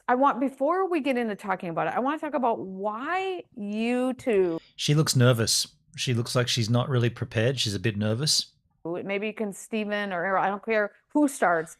She's been talking too much. You have the guests there. Let them introduce their product. They know the product better than you do, but she's talking over them, or she's not letting them talk. How you came into this, how you stumbled into this, and why you think it's so important for humanity right now. Well, I got involved in it because Stephen and I go back and we're talking about how we're going to help the world be more at peace and more free. And what was happening was Stephen had met the designer developer of this, and he brought us together. And I could see that this product was groundbreaking to the point where it would help people communicate in very, very rural areas or areas that you couldn't, normally reach with cell towers. So just before they get into it, is it bonding? Are they bonding cell towers with satellites, or are they just picking the strongest one? Because if it's bonding, it has to be going to a server at some point. I wonder if it's bonded or if it's just whatever's the strongest is the one we prioritize. But at the same time, it was able to connect a lot of people, especially the indigenous community, which is where we wanted to really help to bring them into better communication. And plus, it doesn't do anything to you. It doesn't harm you with those frequencies that are out there. Yeah, it works. It harmonizes with your body. The frequencies do. Can I just stop and mention this EMF stuff? First of all, the EMF that they're talking about, all the products that are out there on the market do not exceed the recommended numbers. So you can't release a product that's going to have any kind of electromagnetic force that's going to interfere with your body. So I don't know why is that what her channel is? Is she like all about EMF? Because I don't recall seeing any of that mentioned on the L.O.V.E bot, on the L.O.V.E what's it called again? The L.O.V.E pod. I don't recall seeing any of that on their website, but now they're having to talk to it because she's harping on about it. But any device that's already on the market, they're not allowed to exceed a certain level. So I don't know. Yeah, it just seems, I don't know. It seems like it seems like a flat earth kind of angle where they're like just pretend or speaking to a certain sector of people. Which is what all telecoms need to move to. And you guys are solving that problem, but it works with our current network and our current phone. So it's such a great solution. Okay, so why did you get into it? Well, my life's pretty much been dedicated to helping make this transition from the industrial age into the information age in a way that would be helpful. I'm a World Peace Ambassador for the World Institute for Peace, worked with Pathways to Peace organization for 15 years, founded the Peace Day Global Broadcast. So my focus has been on how do we use technology to make things better for people, because the implications of utilizing particularly communications technology are off the shelf. They're the key to everything, right? You've got people, for example, in impoverished countries. Maybe they're a great drummer. I like to drum. I would pay $10 for a class if they could teach me, their cultural rhythms. Probably get 10 people on that. So Kinshasa is a great example. People make $5 a day. One person doing a class, sharing their knowledge, using human creativity instead of taking from the earth and taking from the environment. And that's just one example of how technology can be used for good, because it can also be used for harmful purposes as well. And I was running a technology company that built next generation blockchains when I met Chief Enyin, who is a chief of the Okanagan Indian Confederacy, and designed this technology with the intent to bring communications to tribal areas that were underserved. And I said, what about bringing it to everybody who's underserved? And so we were getting together, and my partner in the previous company died unexpectedly. Shit.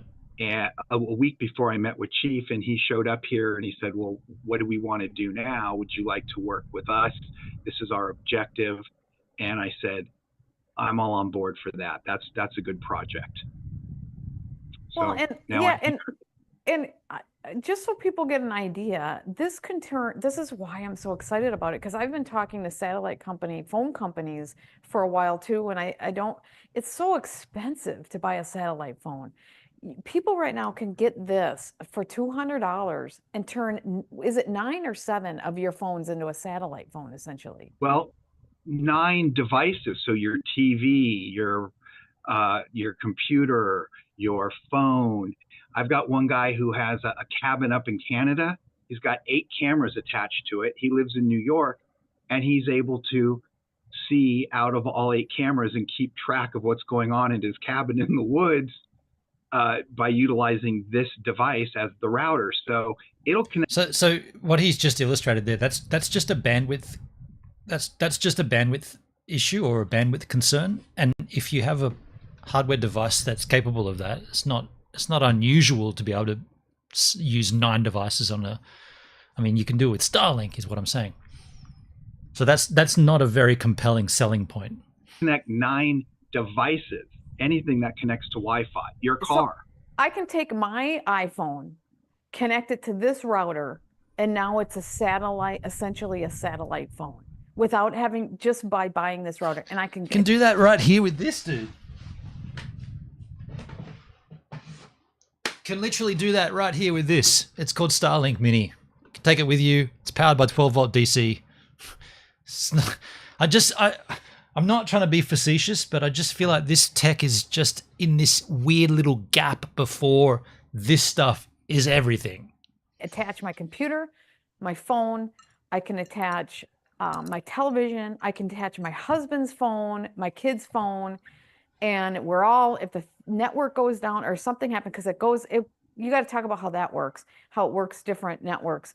But essentially, if a grid goes down or something happens, like in North Carolina, which they use this in North Carolina, we got to talk about that. Now you have everybody on a satellite using their own phones, using this. Now you have up to 9 people using their phone as a satellite phone. And that happened in North Carolina. Go ahead. It did. And I should clarify for everybody, because this is the first hybrid device. You might be able to see behind Errol there, it explains. So this device first will go to any 4G network. It blocks 5G. Okay, because we won't get into that debate, but really, 5G bad, 4G good? Dearie me. Frankly, I don't think 5G is healthy. I feel it in my body, and I don't. You feel the 5G in your body, yeah, and it also caused COVID too. Or no, COVID was a smokescreen for them to be able to go out into the networks and modify the 5G, and so that when they want to turn on turn the switch, they can just control us all by our routers at home. Oh my God. I don't like it. Mm-hmm. So this uses 4G if it's available. Now, you could be right. How much did the Starlink receiver cost? So this dish is currently in Australia. It's actually on special for $300. Yeah, I think it's $300. This is the mini. And that's all it is, by the way. It doesn't even have a modem. Like, the modem's built in. So this entire device is portable, and all you do is plug in a 12 volt DC power. People are running them off their Makita drill packs. People are running them off their cigarette lighters from their vehicles. You plug the 12 volt in there. And it's also got an Ethernet port, so you can hardwire a router into it if you wanted to, or in my case, a LiveView Solo. This guy will get hardwired into it via Ethernet, and then I don't know. I'm not poo-pooing the Love Pod, but it definitely is it's a product that's come out at an interesting time, and the way I see it, it will be fast, very quickly superseded. Very quickly. But it could be worth buying for the historical fact of it, like in 10 years' time you can say, you know what this is like? This is like MP3 players before Steve Jobs announced the HomePod, the iPod. That's what this reminds me of. It reminds me of all of these devices that ultimately were the same thing.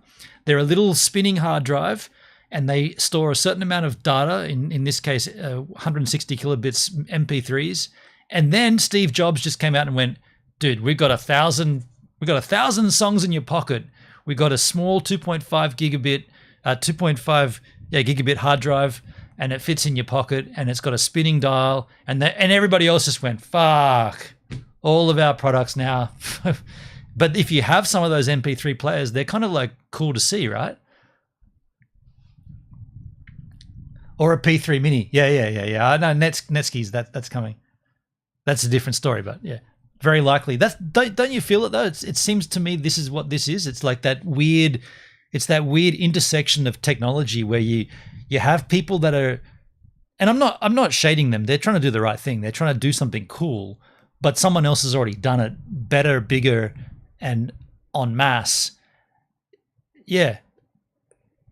I'd like to buy one just to have it because it would be. I feel like it'd be something interesting to look back on in the future. If the regular 4G is... Do you know what else it reminds me of? Man, we talked about it earlier with the conversation on YouTube about the mini DV tapes. Do you remember when they had... Do you guys remember when not only were there camcorders, and I remember this, dude, there was a period of about maybe 2 years where camcorders were DVD... So a full-size DVD writable. Do you remember that? And you put in here, instead of a cassette, instead of a mini DV tape or an SD card later on, you put a writable DVD, a DVD -R inside of this. And then it's like, you better not bump that shit while it's writing. It had a buffer. I think you could record for like, I think it was like 19 minutes, and then it would have to write the data to the disk. And at that point, if you bumped that shit, all your data was lost because it's a laser writing to a drive, but it had a buffer. Spinning DVD discs, but inside of a camcorder, man. Like people had DVDs and DVD burners, but putting one in a camcorder where you're running around like this and you're bouncing on a holiday and you're in a car or on a roller coaster or something. It's like, seriously? That's not like... Congratulations on trying something, but it's probably the wrong device for that to happen with. But I mean, if someone had one of those now, I'd love to see it working. Like turn it on. Oh, this actual camcorder is a kind of an interesting example along the same lines. You might not be able to see in this light, but see right there where my finger is. There's a slot there. Not these buttons, ignore those little metal buttons, but there's a slot next to it. That slot, and I don't have it because I threw it away relatively quickly, that slot is effectively an I/O, an in-out for a floppy drive. A floppy drive. So I'm talking the 3¼ floppy disks.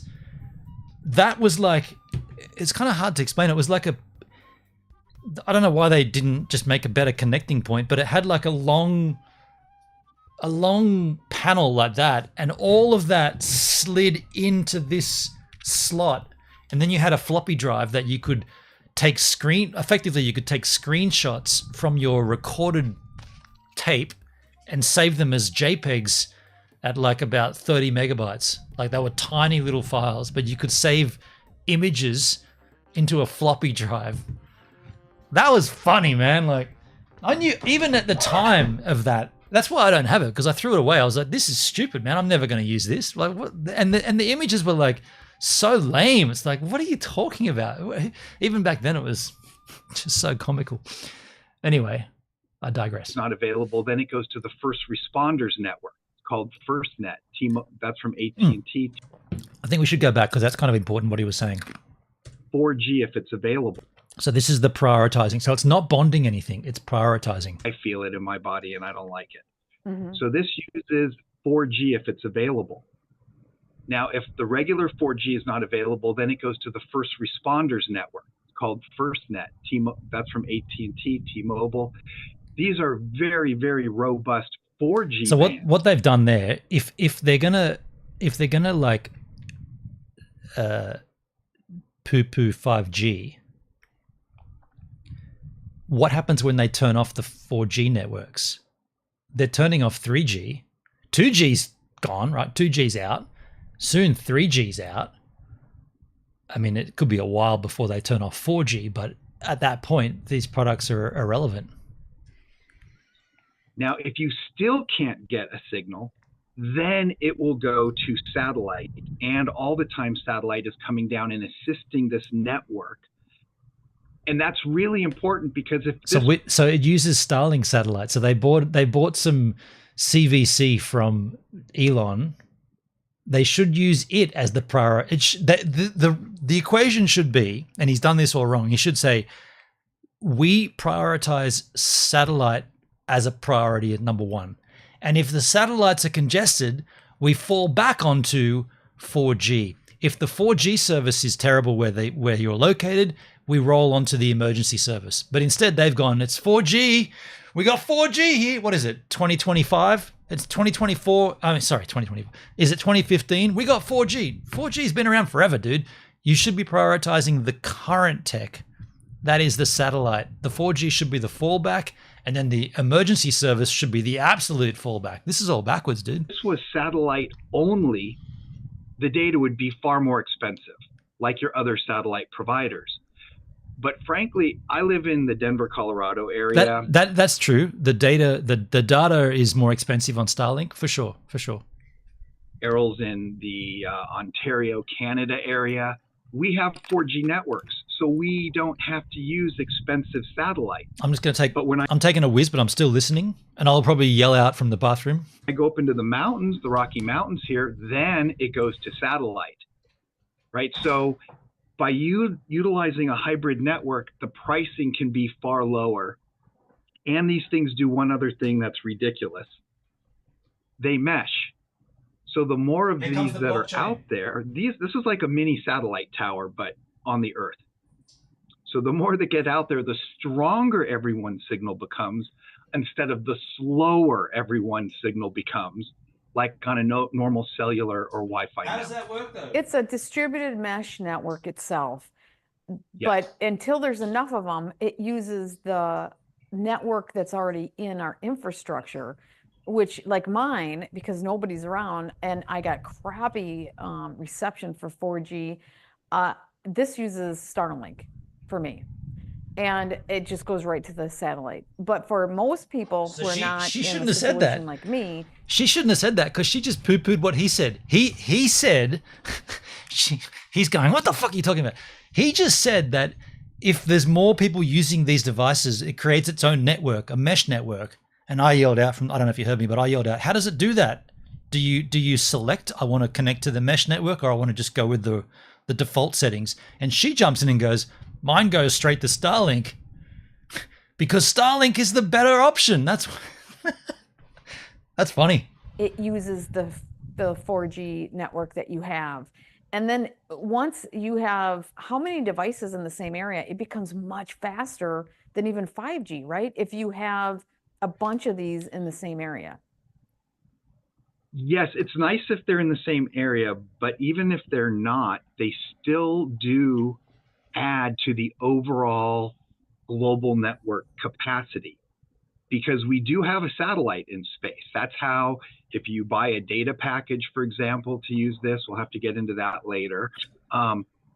Then wait, so they launched their own satellites? No, he bought some CVC off Elon. He bought some capacity from Starlink. That's what he's done. That's how it gets delivered. That's how these are all creating. This is a node in a network, and it's contributing power and bandwidth to that network. Now, the more you do get in a local Netsky, so that little thing can connect to Starlink. Yes, that's what he's saying. It can connect to satellite technology, which is Starlink. But as you know, and being in New Zealand yourself, as we talked about 2 days ago, so can your cell phone. So these guys got in with that concept before, and I'm sure that they were aware that it's coming to cell phones in a theater near you soon, because now your iPhone can do that as well with no changes, right? As long as you've got a relatively modern phone, like one of the more recent ones, you can connect to Starlink without having to do anything. So I'm just saying, and Comtech, I hope you don't think I'm poo-pooing you, and you brought this up, and I'm not poo-pooing you, and I'm not poo-pooing your sister for using it. I'm reacting to this. How the hell do they get enough power to send a signal up? I mean, it's a hardware device. It's powered by its own battery source. They're sending a signal down more so. We haven't seen anything about upload speeds. We've got download speeds of up to 50 meg, which isn't unusual. You're bringing up great points. Thanks, man. I knew you'd be good, Comtech. I knew you wouldn't expect me just to sort of take this on and go, oh, cool. Of course I'm gonna like process it all. In the old days, you had to have a dish to uplink. Yeah, that's true. Yeah, but you also get the EMF at the same time. You don't need a dish, but you've got it. Who was that? Someone said something like someone said something about, and this is a few years ago, probably maybe 10 years ago. They were like, and you've got all this technology, and they want you to put it next to your brain. And I'm like, well, where else are you going to put it when someone calls? You have to put it near your ear to listen. They're like, it's right there. It's in your brain, dude. They're tapping your brain. And I'm like, calm down. Locality, the faster it becomes, and at times, and this has happened to both Errol and I, this light will go from green to red, and we'll get even faster speeds. Green to red is good. Red is usually bad, dude. Just sorry, guys. Green is go, red is stop. If when it goes red, it means it's going faster, you're confusing the shit out of people. That's like saying the stop sign means go and the go sign means stop. Come on. Faster it becomes, and at times, and this has happened to both Errol and I, this light will go from green to red, and we'll get even faster speeds. We're only on the L.O.V.E. And also, the off switch means it's on, and when you turn the switch to on, it's actually off. Yeah, it's revolutionary tech. Mesh network. Although I have to say, sometimes when it goes red, it means just there's no 4G and you don't have any connection. Oh, in which shit. case, you got to just reboot it and do a couple things. Whoopsie! What did he just say? So red can mean. Fucking, did he really say that? A red symbol can mean you've got the greatest speed ever. It's connecting to the mesh and it's going well, or it could mean it's all over and you've got a hard boot the whole thing. It's up to you to decide what that means. If you're using it and you can't use it, we recommend a hard boot. But if you're using it and it's red and it seems good, then you're in the good category. Oh, that's too funny, dude. I got to play that again. That's too funny. In a locality, the faster it becomes, and at times, and this has happened to both Errol and I, this light will go from green to red, and we'll get even faster speeds. We're only on the L.O.V.E. mesh network. Although I have to say, sometimes when it goes red, it means just there's no 4G and you don't have any connection. In which case, you got to just reboot it. But doesn't it go from the 4G to the emergency network and then to the satellite? He just acknowledged that the thing doesn't do what the thing's meant to do. He said earlier it goes from 4G. We skip 5G because of EMF, but it goes 4G, then it goes to this emergency service network. And if that's congested or if that's not available, which would be weird if it wasn't because that's an emergency thing, but if that doesn't work, it jumps to the satellite. So he just contradicted himself. And it's worth hearing a third time because it's that funny. Now, the more you do get in a locality, the faster it becomes. And at times, and this has happened to both Errol and I, this light will go from green to red, and we'll get even faster speeds. We're only on the L.O.V.E. mesh network. Although I have to say, sometimes when it goes red, it means just there's no 4G and you don't have any connection. In which case, you got to just reboot it and do a couple things. Well, it's not just a reboot, a couple of things. What you got to do a rain dance and stand in a certain pattern. You got to point it towards the North Star. Double banger, Comtech. They probably should have used yellow for mesh. Yeah. Yep. depends on how. Go ahead, Errol. I'm in Canada and in Ontario, and there's not a lot of distributed pods yet around me. And I know what happened with mine was that it did go red, but at the same time, while it was red, I was actually being able to watch YouTube and actually text and do things. And so it was using the mesh network all the time, even though it was red, not green. Now are you both on? Okay, so that means it's connected to the network of locals that have them. Okay, that works. I mean, if he's not, I mean, he said he was watching YouTube and texting at the same time. The L.O.V.E. pod network right now? Yes. I'm on it. Yes. Yeah, so it's good enough for you guys to do video. Now mine, because I'm in a really crappy area. I mean, like literally. Are they using it for their internet right now? That's interesting. Crappy area. You are in a vortex. I'm in a vortex. I'm in it really bad, right? Can't. But it talk. does work. I was able to. My husband was able to call me with WhatsApp, and we're able to text and do. We're able to do more than what a satellite. That actually, I got to say that is intriguing that they're using it right now, because that's all upload, right? So they're using it for uploading, which is commendable. I mean, arguably this video is kind of okay. This is only in 480p. I spoke too soon. This video is in 4. So she streamed this out at 480. But that, I mean, it looks decent, I suppose. Even though we're in Absolutely. a really crappy area. So most satellite phones, you can just call, right? You can't text, you can't go surfing, you can't watch videos, you can't do any of those things. This way you can use your regular cell phone. Like this phone here has no SIM card. And I took it out specifically so that I could connect it with the pod. And I just have a voice over IP that connects with the pod. And they just call it the pod? They don't call it Love Pod? I can call. Love Pod's a bit of a strange name, I'm just saying. Anybody, they can call me. And we also have, I believe there's a chat that L.O.V.E Technologies is coming out with that will do the exact same thing. So you wouldn't have to. Hey, Comtech, do you know if this is related to the L.O.V.E blockchain? Do you remember we looked into that? Probably a couple of years ago, maybe a year and a half ago, there was a chain called L.O.V.E. Is that anything to do with this? Maybe it is. To do anything else. But you could just use whatever. Like mine, when on my phone, my iPhone, I can just pick. L.O.V.E Pod becomes one of the networks I can pick. Correct. My home phone, my home network, I can pick Starlink. We call it Noodle. My kids called it Noodle. She can just pick a network. That's unique. I'm being silly. Comtech, I don't know. Yeah, but do you remember that? I mean, I feel like we looked into, there was a blockchain or a token that launched called L.O.V.E. I think I signed up for an airdrop or something, and I don't think I ever checked it again. And then the L.O.V.E Pod network. And so I can just pick one of them. And when I pick the L.O.V.E Pod, I can't do as much because we have really crappy network, but I can do talking, I can do texting, I can do all that. My husband, she's really throwing them under the bus here. She just said she uses it, but she can't do much with it.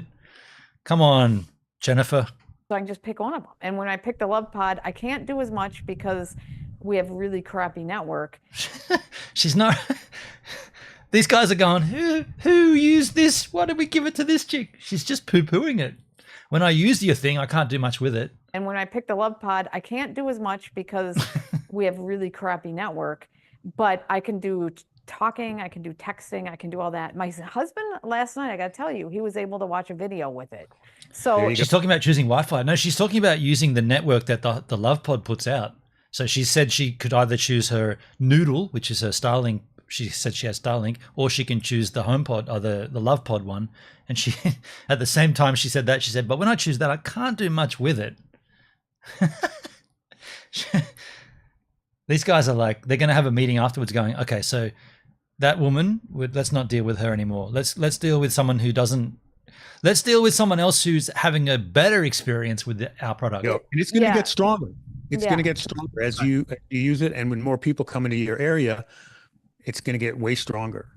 And I got to point out here, because we had a lot of people in North Carolina during the hurricane that had Starlink, but they couldn't use it because their generators were flooded, and it has to be powered up, right? Fair. So they couldn't use it. And then when they had to run away because the mudslides were coming, they could just stick in their pocket and take. That's fair. That's fair. Fair point. You need power for the Starlink. Now, with the Starlink Mini, it can be powered by a USB power bank with PD, anything with the power delivery of the Type-C USB connector. But that's fair. That's fair.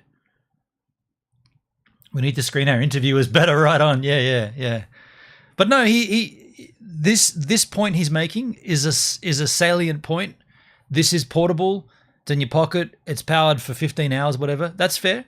I like that. I like that point. With them. If you're going to go over to Europe, you don't want to pay $10 a day travel pass for your phone to work and your husband's phone to work, right? $20 a day. for like 28 bucks, you can get 10 gigabytes in Europe. You can take this with you, turn off your cellular, and on a 10-day trip, you'll save $200. So Yep. this is portable, whereas for the most part, Starlink, even the minis, are not particularly portable and require power all the time, whereas this has a 13-hour battery and it recharges in 45 minutes. Okay. Let's get one. No, I'm kidding. He's making good points though. Those 2 points about international travel and the battery system, yeah, fair.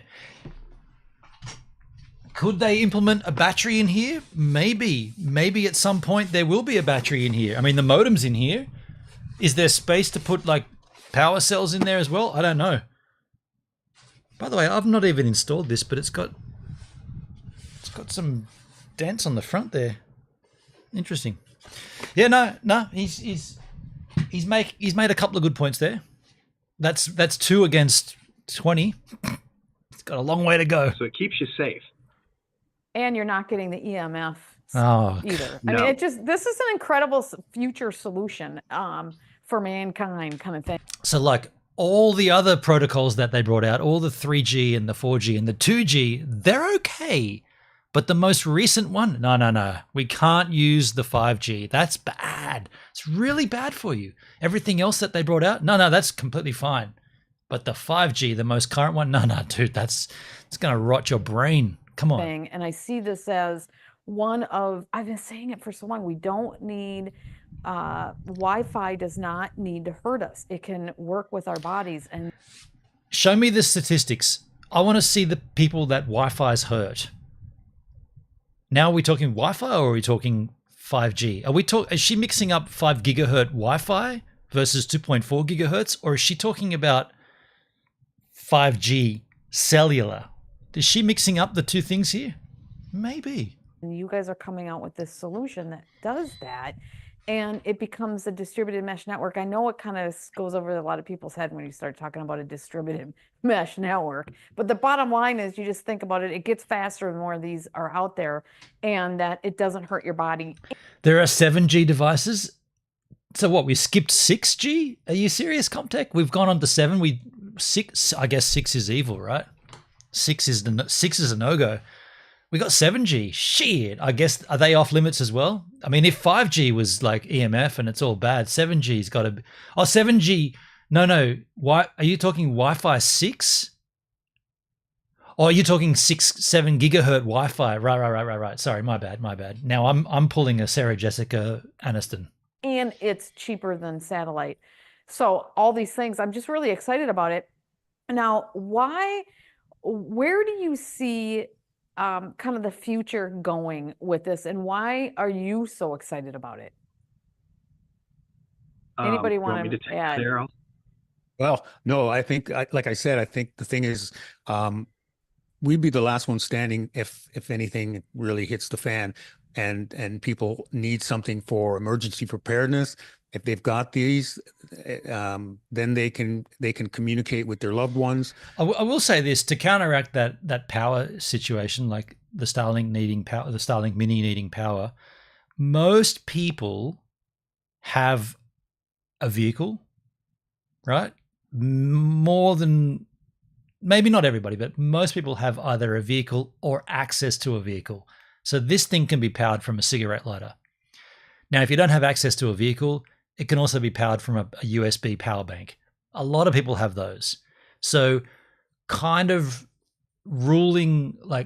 trying to use the power thing as the reason why this is the greatest product. It's not quite hitting as hard as it should. A few years ago, maybe. But power banks are a thing. Like, everyone has one, everyone that travels takes a power bank. There's certain ratings that you've got to get under a certain milliamp hour to travel with, but most people have those, and they can all power your Starlink Mini. So I feel like even though it seems like it's the only point that they've got, it's a good point, but it's not. It's also got there's holes in it. That's what's exciting for me, is that you're not having to rely on cell towers or things like that. You can just use the pod and be able to connect with everyone. That's weird. He went from two things. He went from power to using cell towers. He just chopped and changed. Really hits the fan. He just chopped and changed. What do you Want want me to to take add? there?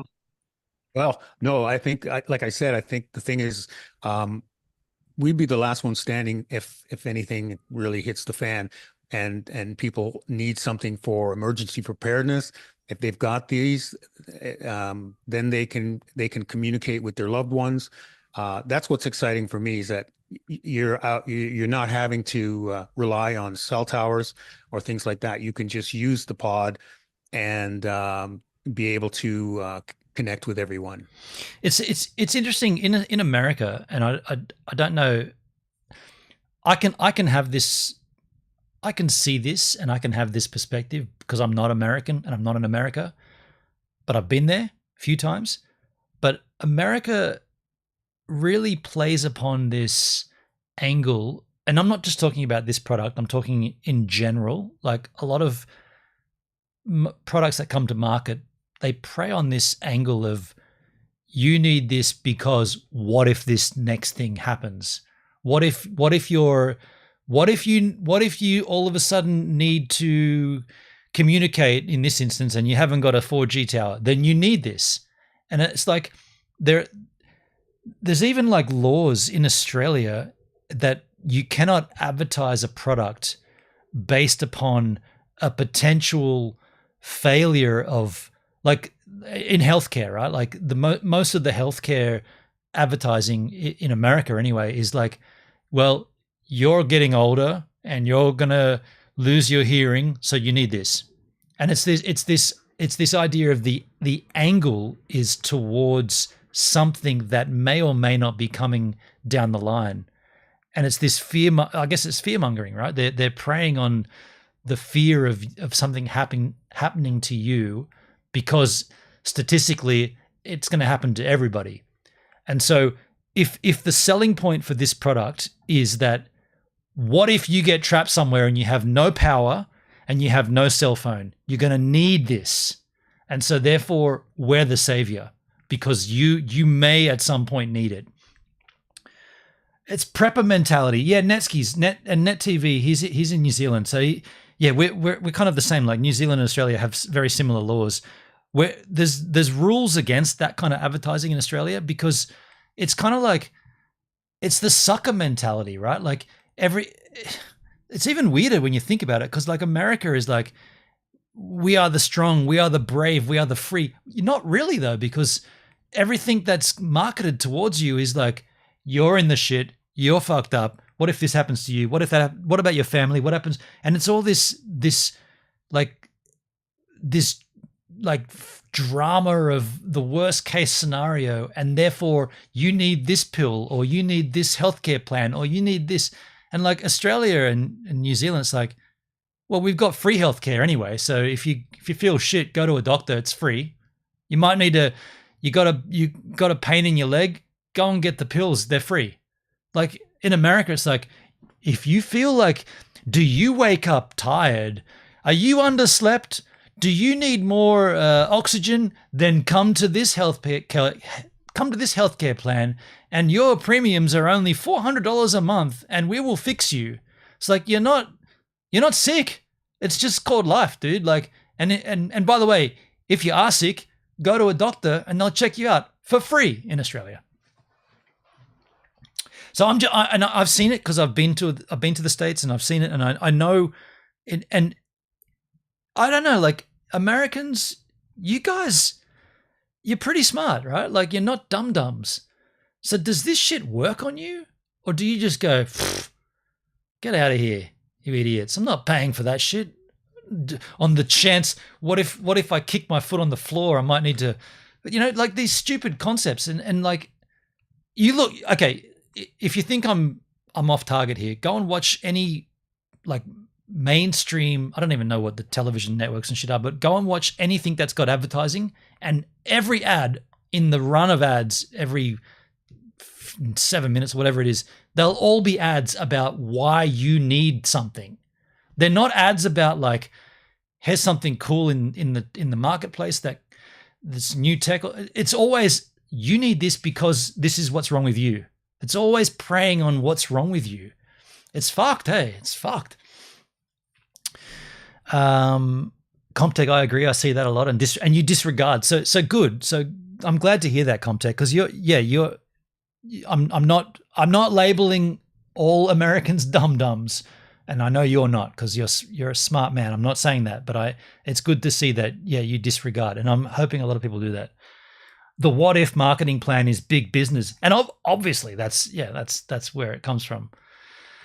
We don't get doctor appointments for free, more like $65. So I've lived over there. I can't remember exactly how it was, but I know it's similar to it. Australia might be Australia could be the only place where it's completely free, aside from ambulance, right? Which is weird. You need help, just okay, get yourself to the hospital. That's weird. I've always thought that's weird. It's like you need emergency services. Okay, that's all free. Did you fuck up? Did you have a car accident? Yeah, man. I think my arm's broken, my leg, and I also hit my head. Oh, okay. Well, we'll help you out for free. Hop in this big truck here with a light on it, and that part's not free. We're going to bill you for that. It's going to cost you $7,000 to get to the hospital. But once you get there, everything's free. So I've always thought that's a bit lame. But we can talk about that another time. But let's continue. Yeah, and I'm really excited that I'm still the more listening. that we get out there, and the more the network becomes available on its own, standing on its own, the cheaper and cheaper it will become for people to be able to get online anywhere. I've got one guy right now who is online at an oil factory in northern Alaska. He's the only one at the whole place that has internet. Eventually, everyone, everywhere will be able to get internet at a price that is ridiculously low. It's much cheaper. It'll be like 90% less than, I don't know, depending on how you guys end up, but possibly than what people are paying now. It'll be incredible once we get enough of these out there. He's already doing it. The applications for telemedicine, for education, for remote working, right? These are critical things in people's lives or for their quality of life. It's crazy. So the Navajo reservation near Cuba, New Mexico, about an hour or so outside Albuquerque, they got granted Elon's already doing this. Like 2,000 tablets. Sorry to cut in there. Elon's already giving this concept to New Zealand basically for nothing. You've got a phone, you've got Starlink. Just saying. I mean, you got to pay for the service, but I'm just saying it's there already. I guess from the Gates Foundation. But they have no connectivity, so the kids can't use them. Yeah. We took these out there. They had connectivity, right? So that's our first objective. Let's try to serve the underserved, and those people who are in a little better position and need internet anyway can help with that, because that's what this device is going to. I mean, you should think of us more like a B corporation. We'd almost be completely a charity if we could be. Yeah, I know you guys. That's what you want. Netsky, the pain on that woman's face is enough to. Is she in pain? She's got confusing facial. Her body language is certainly confusing. I mean, you want it. This is for humanity, but you got to make money to fund the development of it. Exactly. And I can tell you, there's larger devices than this, actually. I've got a home unit, one of only 2 in the world over here. And it's incredible. We were on September 21st, which is the International Day of Peace. I was in the Civic Center in San Francisco. What did he just say? He's got a home device? So there's a bigger version of they've got a bigger version of it? So what's that? A router that's got a permanent power supply to it? Let me guess. It uses terrestrial internet. So it uses 4G, no 5G, but 4G. It uses satellite. It uses the emergency service. And we also pull in from any existing land-based internet. Oh, so you're basically a router. Just a normal router at that point. Oh, my God. Cisco for the 40th anniversary. And Starlink didn't work for our global. And next, we're going to reinvent the wheel. We figure that the circle might not be the most effective usage of a wheel. Broadcast because the buildings were in the way. which is kind of ironic because the X building was one of the buildings that was in the way. So we just hooked up our pod box, and they were able to run a whole global broadcast off of our network with about $35 worth of data instead. So you put up a router in a building? That shit goes way back, dude. We've been doing that forever. Maybe it's OMG, if I don't sell enough of these, I'm in the shit. Yeah, that's probably it. Of $2,000 worth of data. Wow. Yeah. So it'll be, as more of these come out, it'll be very exciting. People start realizing if they don't mention blockchain in this, that's a big oof. They've got to mention blockchain. It's on their website. How does the blockchain come in? That EMFs don't have to hurt you. It can modulate with your body, and you can create a distributed network where everybody can tap into it for not that much, and it gets stronger with more, not with less. She's just reading the key points that they gave her a PowerPoint. They said, just make sure you hit these points over and over again in our conversation. And it has the future potential of being a really good solution. So, ooh, and then she comes out and says, it's not good now, but it'll be good in the future. It has the future. And it gets stronger with more, not with less. And it has the future potential of being a really good solution. She's like Shark Tank. Your idea is shit, but in the future, the idea could be good. But she's like, that's why I'm not investing. So what does this cost? I know it's $200 for one of this, and then you can get a data plan that What does this cost? I know it's $200, so you know before you. I'm being a little harsh here, but okay. So she's reading from a script, but $200 for one of. She asked the question and answered it in the same sentence. How do you do? I do good. So what does this cost? I know it's $200 for one of this, and then you can get a data plan that you just put on the shelf in case you need it, or you get a data plan where you use it monthly, right? So how does this work? No one's ever had a data plan that you just either use monthly or you just pay for what you use. No one's ever done that before, ever in the entire history of internet. No one's ever done that before. Look at that pause too on her face. She's like, I don't know. I can't believe I'm reading this. Is this on my teleprompter? Did I really read those words? She's just gone big oof. Much, and it gets stronger with more, not with less. And it has the future potential of being a really good solution. So what does this cost? I know it's $200 for one of this, and then you can get a data plan that you just put on the shelf in case you need it, or you get a data plan where you use it monthly, right? So how does this work? Look in Snoop Dogg's glasses. He's on a chat. He's not looking at her. He's on a chat. They're probably chatting. Snoopy and old mate with the sweater, they're probably talking to each other going, quick, hit the salient points and let's get the fuck off this. This isn't working. She's all over the plot, all over the shop. Let's eject. So yeah, just check. Look in his eye and his reflection. He's not looking at her. He's looking at a chat. Get the hell out of here! Oh, I love it. Hey Jake, how you doing, man? Potential of being a really good solution.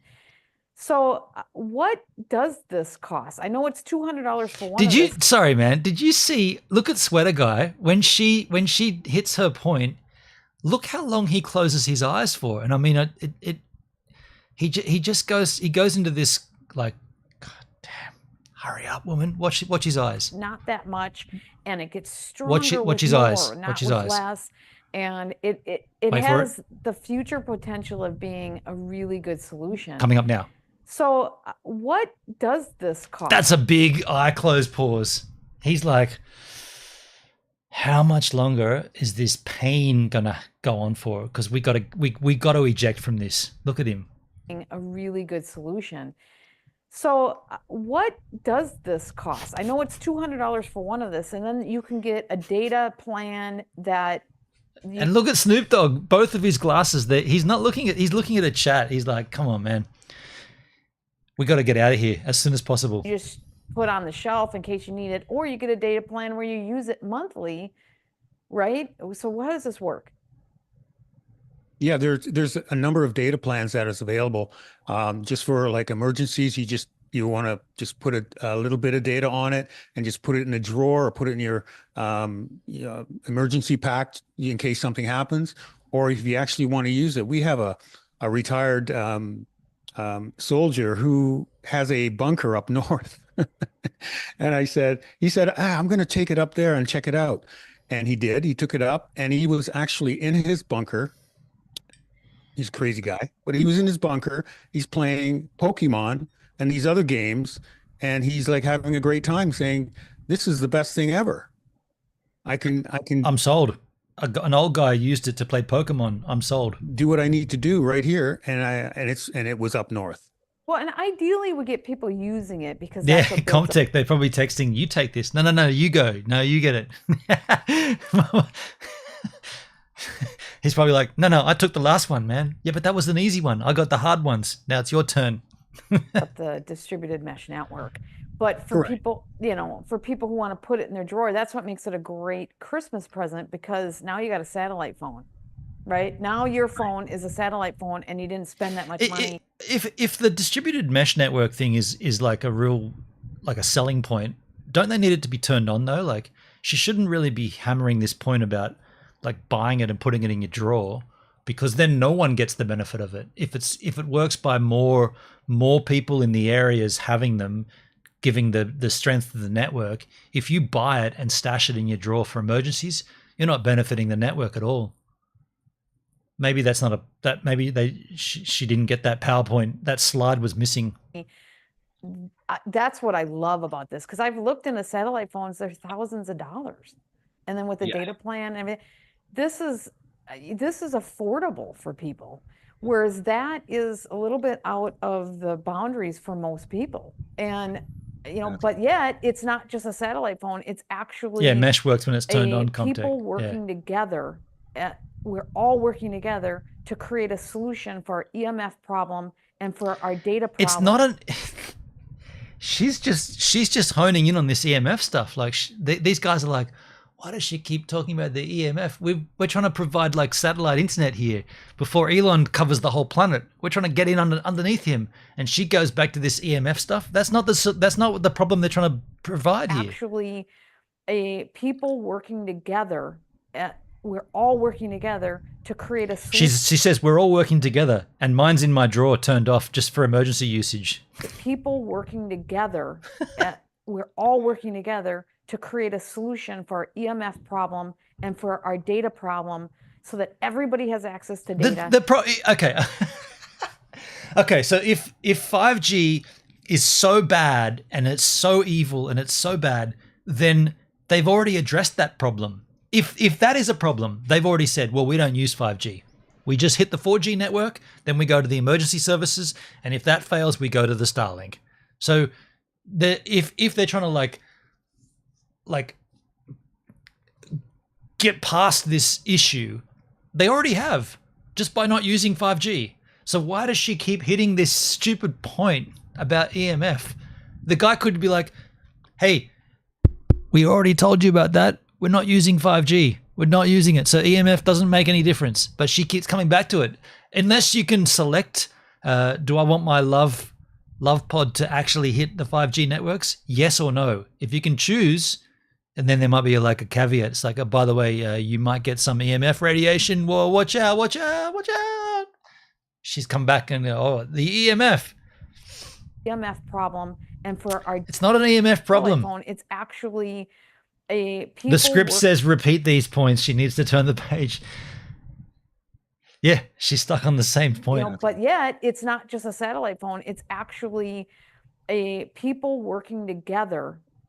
We're all working together to create a solution for our EMF problem and for our data problem, so that everybody has access to data and we get rid of the EMF. We already do, love. And we all work together to make that happen. We already do. That's really what this is. We already do, and we're doing it on that device if you use that device. It is. And people use it in a wide variety of ways. I want to point out there's no contract. There's no monthly cost that you're required to sign and pay. None at all. I have some people I've got my good friend Bobby Love, for example. He lives with his girlfriend in an apartment. He got rid of his Comcast internet. That was costing him about $120 a month. And he's running his whole entire house off of just this, his television, his, not Nintendo, the Xbox, whatever it is, games, his 2 computers and their phones. And he's on a package that is $48 for unlimited in the US a month because he's in the Denver area. We have packages that are just for I'd love Mexico. to see a video from him. Like, there's a guy out there in Denver running the whole house off this. Then why is he not? Forget Sarah Jessica Aniston. Get a real user and show us the usage. Maybe you're going to Mexico for a little bit, or for Canada, for Europe, for Asia. So you can choose. 1 month you may say, I'm in the United States, I'm going to use a whole bunch of data here, I'm going to pay this $48. So it is monthly.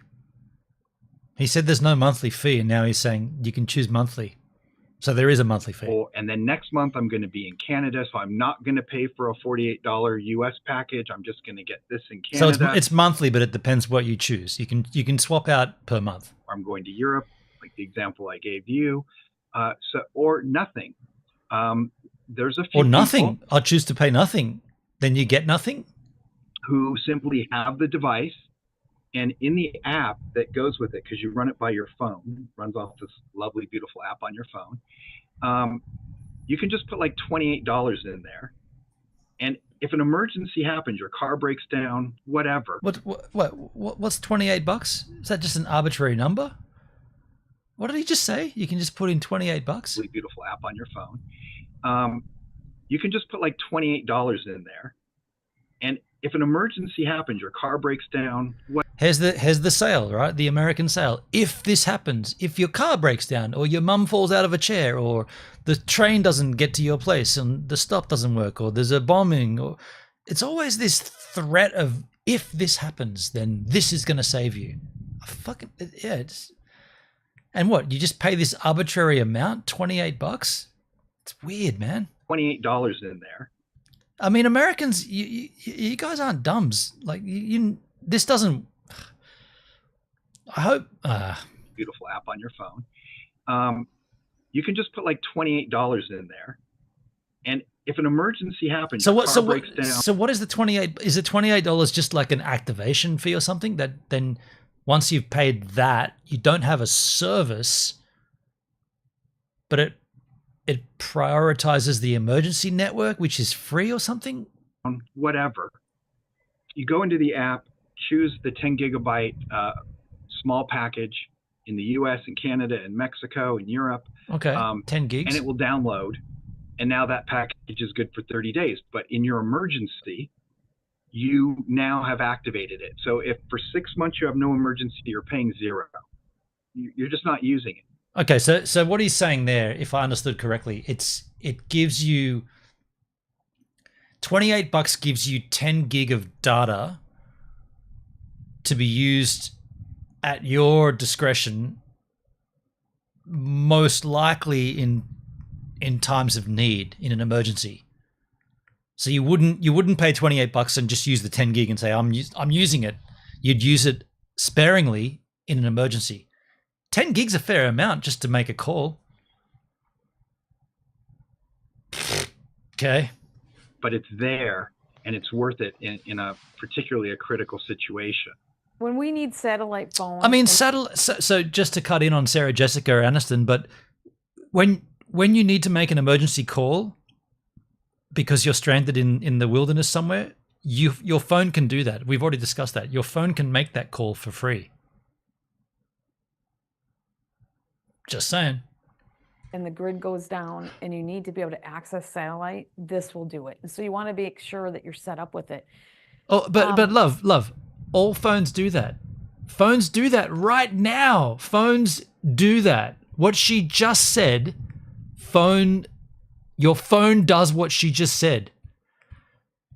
It. So if for 6 months you have no emergency, you're paying in a particular and you need to be able to access situation. When we need satellite phone and the grid goes down and you need to be able to access satellite, this will do it. And so you want to make sure that you're set up with it.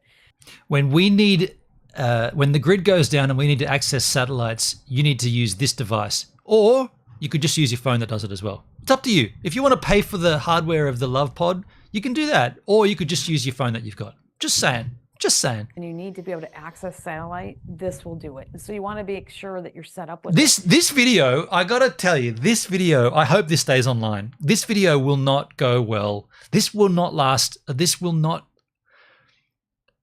what's this phrase? This is not, with time, this video is going to be frowned upon, right? This is a gag. This is a joke.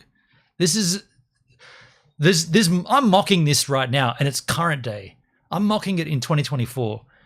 As this product is being launched, I'm mocking it. It seems comical, but it's going to get way more funny as the years go on. And you'll come back to this video in 5-10 years and you'll be like, seriously? That's what they're trying to pitch?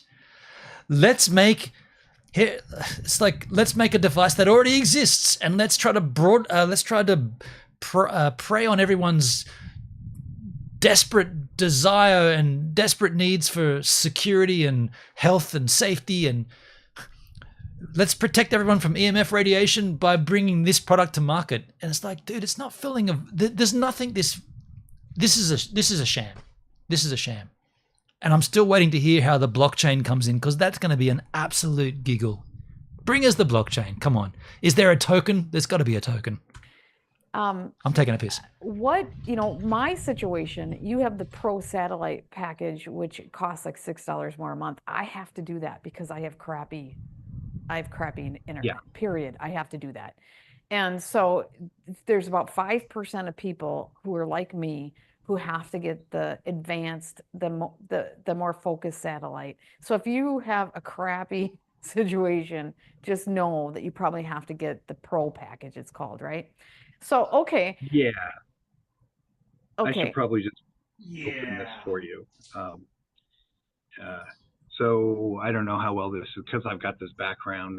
You can't really see. So there's a shop in here, and these are all different types of packages. And so you just get what you need, what works for you.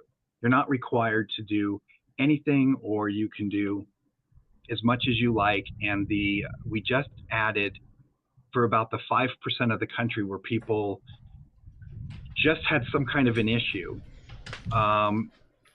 double the amount of satellite coming down to it. So that is only $6 more. So what he just said then, they're doubling the satellite. So he said before that it goes from 4G, skips 5G because that's dangerous and gnarly and EMF and it's all bad. So it goes 4G, emergency services network, and then satellites. And now he's saying, well, we can give you a package that uses more satellite. And why would he be doing that? Because Elon Musk has been launching satellites every fucking other day, and he's populated the entire globe, or the flat earth, whatever you believe it is. He's covered that shit. There's satellites, low Earth orbit, Starlink satellites everywhere, and you can use them easily, way easier than this shit.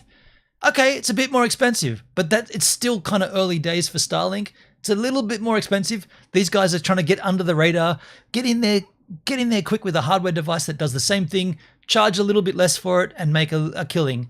And now he's going, yeah, and we're gonna use a little more of the satellite stuff. You know why? Because it's more reliable, right? It's right there for you. You might as well use it. Or you could just go straight away and get a Starlink. It's up to you. It's up to you to decide. This shit won't be, what is it, 20? Go ahead from here. 1 year, this product's gone. This product, L.O.V.E pod, it's 1 year from now, people will be like, really? I bought that shit and I made a node. I still want to hear this. I want to get in on the tokenomics of it. Is there a token? Comtech, spoil it, man. Is there a token? Tell me there's a token. Tell me there's a token. There's got to be a token. I want a token. For unlimited a month, but 50 gigabytes of it is really high speed premium data. After that, it is throttled down just like all the other providers do. Not unlimited. It's throttled. Speed throttling is a thing of the past, not too distant past. They're throttling the speed. What about an emergency though? What about if you're dying and, you're on the top of a mountain and you've had a heart attack and your elderly grandmother is also dying of a heart attack? You're going to throttle the speed? That doesn't spell L-O-V-E. She. But it's workable. Okay. Yeah. Okay. Well, before we finish this up, what else do you want people to know? Because there's no token? I haven't seen a token. What about the blockchain? They mentioned the blockchain on the website, dude. Where's the I want to see how does the blockchain work here? No one's mentioned the blockchain. Where does the chain come in? How do they integrate a blockchain? Is there a consensus mechanism? How does it work, man? Oh man, are they just grabbing like buzzwords and key phrases and going, we've got this new tech, and we're also going to use blockchain because everyone seems to be using that word, and we have a NFT. Oh, there's got to be an NFT, man. Come on. You can tokenize your usage of the system by getting this NFT. Because I usually don't do a show that's just focused on a product. I don't do that. But the reason I'm doing this because it's so revolutionary, and we've never seen anything like this before. Like you're telling me you're using satellites, man. Satellites. I can't believe it. Can you believe it? They're using satellites over here.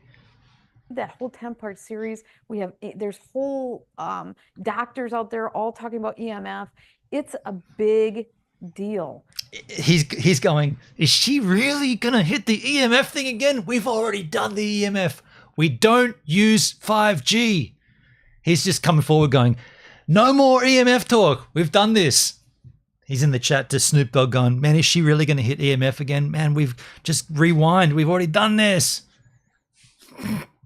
And so I see this as needing its own show because itself is revolutionary. It's not revolutionary. She can't believe the device doesn't have a screen. Is that do screens give you EMF? Is that what she's going for? This type of solution is what we need to get to the next generation. Do you know what, these guys, Snoop Dogg and Jumper Boy, they're going to go back after this and have a group call or a group chat together, the two of them. They're going to be like, okay, what can we take away from this? Well, so the selling point for her was the EMF stuff, so maybe we should hit that harder.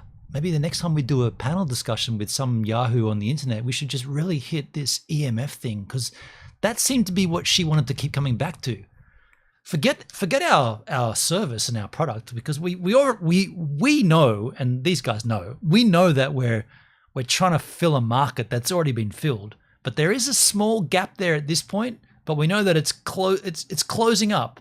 And so they're like, okay, then what could we possibly do to get more sales? Okay, maybe we'll just take her lead. We'll go with the EMFs. We'll go with that angle. This is funny. For humanity, we need things like this. Okay, so I'm dedicating a whole Comtech show. says no. They need to vet the interviewer better. They need to choose their influencers better. Yeah, I mean, she obviously got this. She's obviously been handed this from them just to do a review, right?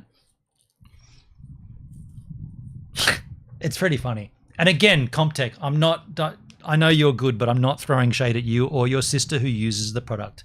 I'm just saying we're in this weird void or this weird time predicament where Starlink is rolling out and it's... I mean, let me be honest. From the time that I bought my Starlink for my road trip out to Uluru, they've released the Mini, and they've also released the price of the Mini has come down twice. So I bought the Starlink Gen 3, and then the Mini got announced, and then the Mini got announced again with a discount, and then it got announced again even less, and then they announced your phone, if you're in New Zealand, can also connect to Starlink. So what's happening is this is becoming way more prevalent and way more affordable. Quite literally, in the last 5 months, the prices just dropped dramatically. And like I said, what we're seeing here, Starlink Mini, the modem's in there, right? All you do is plug a power supply, and if you want an Ethernet cable, you don't have to. You can just plug a power supply in there, and that's everything, right? There's nothing else to it. I understand. I'll do my own investigation. You have one. Do you have a L.O.V.E bot? A L.O.V.E pod. Damn, dude. Oh man, fire it up, man. Test the speeds. Man, I'd love to see a video on it, dude.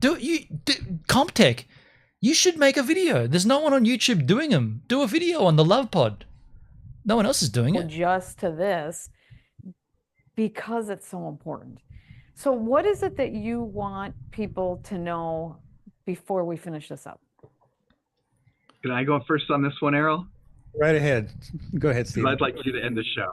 So there's something that we haven't mentioned yet at all that's critical to this device. Is it the 5G? The data, it is offered by a sovereign First Nation, an indigenous tribe that is unceded. It kept its sovereignty. It'd be like if you were buying a data plan from the Vatican. Okay. Well, so except okay, go ahead. Except for that they're more spiritual. I don't know, however you want to put it. But they're a sovereign tribal nation, so they have their own jurisdiction. So when I connect my phone to this, everything I do is kept completely private. It's not. They don't even track your data. No tracking of your data. I'm just saying, if that's the big fucking smoking gun point, this is why this product is revolutionary. It's from the data is provided by a sovereign state. That's not very compelling. The end user doesn't give a rat's about that. They don't care. And security and tracking of data, that's a given. You assumed that happens. Nobody needs to say, by the way, we don't track your data. We don't store your personal information. We assume that. It's 2024, right? That is not a selling point. Well, that is not the big selling point that he's making it out to be. That's a given. You're completely private. Zero tracking. They don't even have your credit card on Unbelievable. file when you do buy a data package. They do not have rows and racks. Again, it's this whole angle of, what if they did track it? How would you go if they knew your credit card? How would you go? What would happen to you? It's this fear shit, man. They just have an endpoint. There's something called a VPN, or virtual private network. It's built right into this device. So when I connect my phone or my computer, I don't have to go try and put on all sorts of crazy keep me private software. This takes care of all of it. It keeps. So there's a VPN built into it. So you do have to go through a crazy private, what do they call it? Privatizing software. You do, but they give it to you. They make you. It's probably like NordVPN. They probably have a contract with Nord. They're like, yeah, we got a global contract with Nord. It's probably inbuilt, right? You don't even know that they're using it, but that's their con. Ah, dearie me. Me safe from malware. And by the way, why would you need a VPN if you're using First Nations free states? Why would you need a VPN then? Just saying. Can tell you, I ask everybody this. The amount of spam that I got in emails and everything else has basically gone down to zero, because they can't see me with this. They can't see me. They don't know what I bought. They don't know who I emailed. They don't know any of that anymore, right? Now, if I log into... So he's basically saying VPNs are good. He's advertising VPNs at this point. Facebook, whatever, any social media site. Now they're going to know what I did because I did it in their servers in the background. Right. But my general surfing and my communications, as silly as this is going to sound, is actually protected by diplomatic treaties. Wow. Because of the recognition of the jurisdiction in which this is being provided. Not the hardware, but the data, just the data. So they bought a VPN. They bought a contract with a VPN provider, and their data is going through a first sovereign state nation. Compelling evidence there, folks, at the end here. Where's the blockchain, though? I want to see the blockchain integration. It's really, really significant. Absolutely private, and you are respected as a sovereign being, basically. How do they know you're a sovereign being if you're behind a VPN? No one knows who you are. In relation to your communications, and that makes me feel healthy and happy. And no EMF. So that's what I wanted to. Yeah. Awesome. Well, for me, I'm looking at my children, my grandchildren, and really 7 generations. Here's the fear mongering again. It's not just you; it's the generations coming after you. From now, how are they going to be, and how they're going to be able to communicate with each other that's not harmful? Because everything I'm seeing coming out, it's not harmful to communicate with people right now, dude. I hate this angle.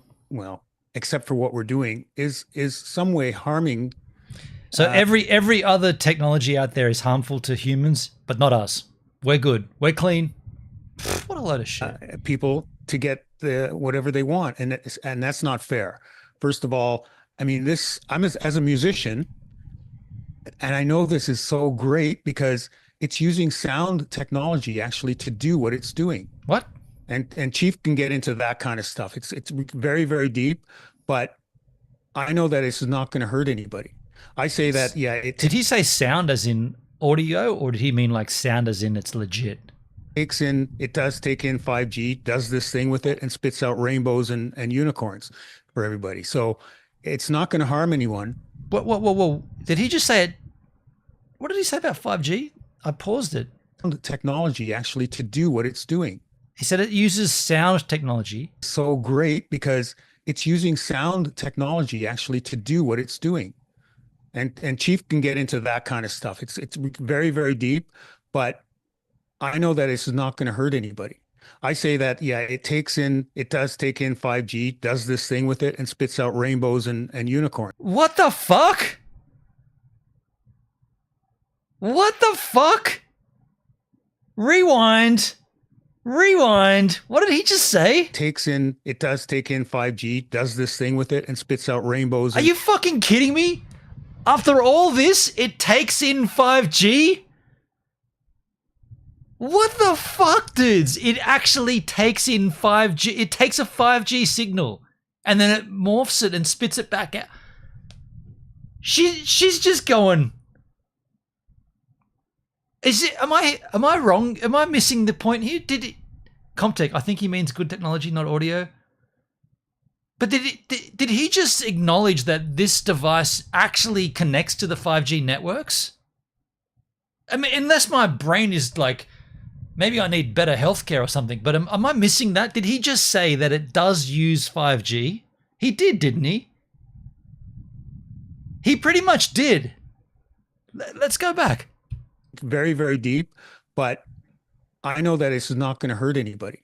I say that, yeah, it does take in 5G, does this thing with it, and spits out rainbows and unicorns. Jesus.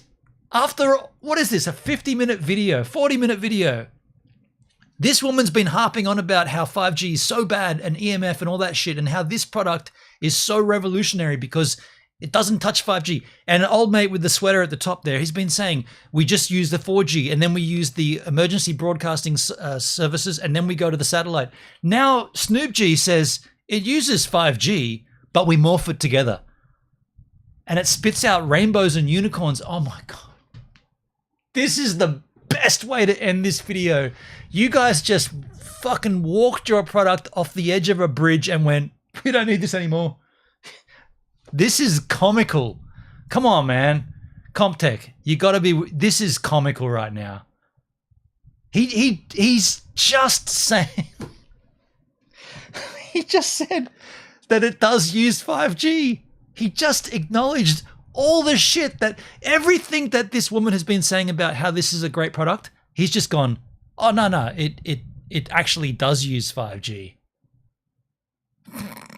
So like EMF, yeah, we use it. What the fuck? Oh, that's too good, man. This is gold, Comtech. Thank you for sending this to me, man. It's doing. And Chief can get into that kind of stuff. It's very, very deep, but I know that it's not going to hurt anybody. I say that, yeah, it does take in 5G, does this thing with it, and spits out rainbows and unicorns for everybody. So it's not going to harm anyone.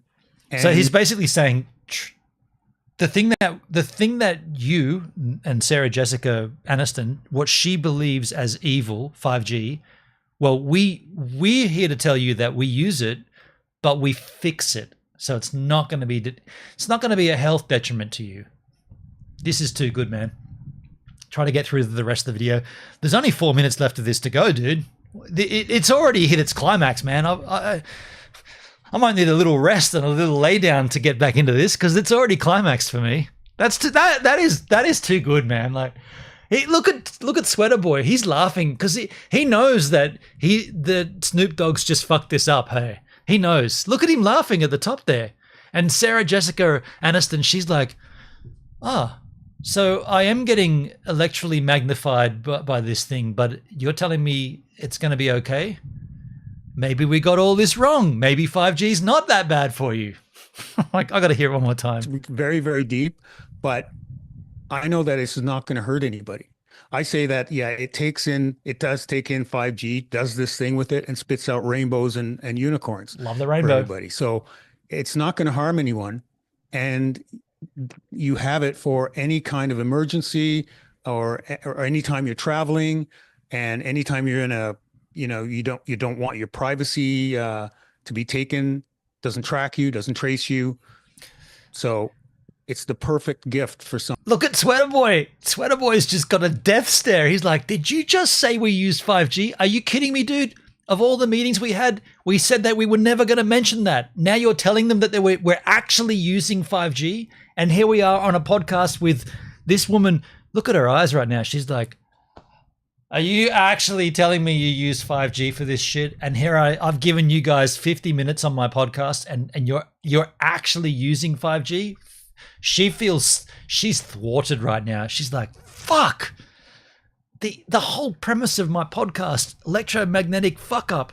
Now these guys are actually using that shit.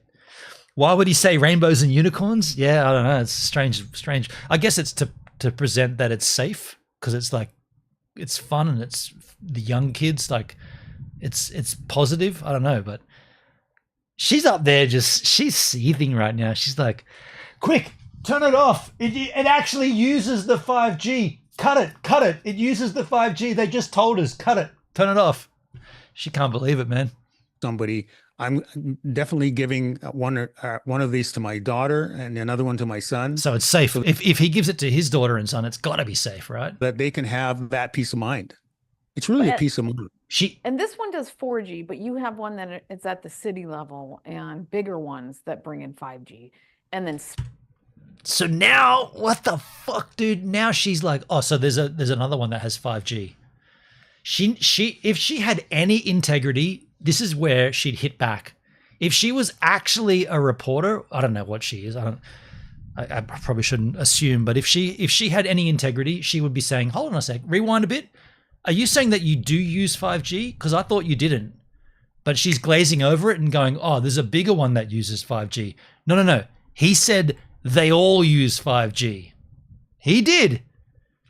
He didn't specify that the one that we've got that Sweater Boy has he has one of two out of on the whole. He said there's two in the whole world. This is so Comtech. This is absolute gold, man. I love this. I love this video. Thank you for giving this to me, man. This is so good. This just keeps giving. This has given me so much cool content, so much cool responses because it's like they're just digging themselves into a hole the whole way through. Have that peace of mind. It's really a peace of mind. And this one does 4G, but you have one that it's at the city level and bigger ones that bring in 5G and then spits out something that harmonizes. But this one does not work. This works with the 4G or the satellite. But the bigger ones that you guys have will bring in the 5G. And that one isn't available yet to the public. No, we're doing that extensive testing, and what they do. Oh, Snoop Dogg's very quiet there. Snoop Dogg was the first to say that they use 5G, and then she came in the defense and said, hold on a second, do you mean all of them or just the big one? The big industrial one? Snoop's very quiet. I'd like to see Snoop Dogg actually answer that because he was the one that brought that up, but he's just went a little quiet there. He's like, oh, I might let Sweater Boy take this. Ones that you guys have. I know I've been yapping over it. I'm going to rewind this a fair way because I want to listen. I've got to take another whiz. I'm going to rewind this a fair whack and I'm going to be listening and then we'll catch up to where we were. But this is gold. Thank you, Comtech. Because they can't see me with this. They can't see me. They don't know what I bought. They don't know who I emailed. They don't know any of that anymore, right? Now, if I log into, let's Facebook, whatever, any social media site, now they're going to know what I did because I did it in their servers in the background. Right. But my general surfing and my communications, as silly as this is going to sound, is actually protected by diplomatic treaties because of the recognition of the jurisdiction in which this is being provided. Not the hardware, but the data, just the data. It's really, really significant, absolutely private, and you are respected as a sovereign being, basically, in relation to your communications. And that makes me feel healthy and happy. Yes. So that's what I wanted to leave you with. Awesome. Well, for me, I'm looking at my children, my grandchildren, and really 7 generations from now. How are they going to be, and how they're going to be able to communicate with each other that's not harmful? Because everything I'm seeing coming out, well, except for what we're doing, is some way harming people to get whatever they want, and that's not fair. First of all, I mean, I'm as a musician, and I know this is so great because it's using sound technology actually to do what it's doing. And Chief can get into that kind of stuff. It's very, very deep, but I know that it's not going to hurt anybody. I say that, yeah, it does take in 5G, does this thing with it, and spits out rainbows and unicorns for everybody. So there's no way he's talking about this one of 2 industrial strength ones. He's talking about the product. There's no fucking way, right? He's 100% talking about the product. And then Sweater Boy's going to go in the defense. Sarah Jessica Aniston, she's already on the defense. He's put his foot in it right there. So it's not going to harm anyone, and you have it for any kind of emergency or you have it for any kind of. He's not talking about a big one that goes in buildings and industrial. He's talking about the device that they've got in their hand. 100%. Or anytime you're traveling, and anytime you're in a, you don't want your privacy to be taken. Doesn't track you, doesn't trace you. She cannot believe she's hearing it. She's like, this whole premise of this interview was that it doesn't use 5G, and you just told us it does. Fuck you. So it's the perfect gift for somebody. I'm definitely giving one of these to my daughter and another one to my son. Yeah, so that's all of them. If you're talking about the 2 that exist, the bigger ones, that's both of them gone, because Sweater Boy said there's only 2 of them in existence. So your daughter and your son get them? He's obviously talking about the commercially available one. You can have that peace of mind. It's really a peace of mind. And this one does 4G, but you have one that it's at the city level, and bigger ones that bring in 5G and then spits out something that harmonizes. That's when Snoop Dogg goes, "Oh, did I say that? Whoops. I kind of didn't mean to say what I said." But this one does not work. This works with the 4G or the satellite. But the bigger ones that you guys have. No. And that one. That's not what he said. What's he doing off to the side there? He's admitting it. He's like, yeah, I fucked up. I told them I fucked it up. Can we eject? I fucked up. My bad. He's got his hand out saying, sorry. Can we rewind that bit? Oh, we're live. Shit. Fuck. I really fucked that bit up. Isn't available yet to the public. No, we're doing that extensive testing, and what they do is they can accept 5G and they convert it into a different sound frequency, and then that's what we're using. You've heard of pink noise, brown noise, white noise. Those things are unharmful. So that's the frequency basically versus the X gigahertz that you would get on. There's no reason we need to use a frequency that hurts our bodies. There are plenty of options, and you guys figured it out and did it. And that's so he's saying, and this goes back to the musician thing and the sound. He's saying that they take the 5G they take the waveform of the 5G and then compress it to apparently a gigahertz that is permissible to the body, not harmful, and then they convert it back.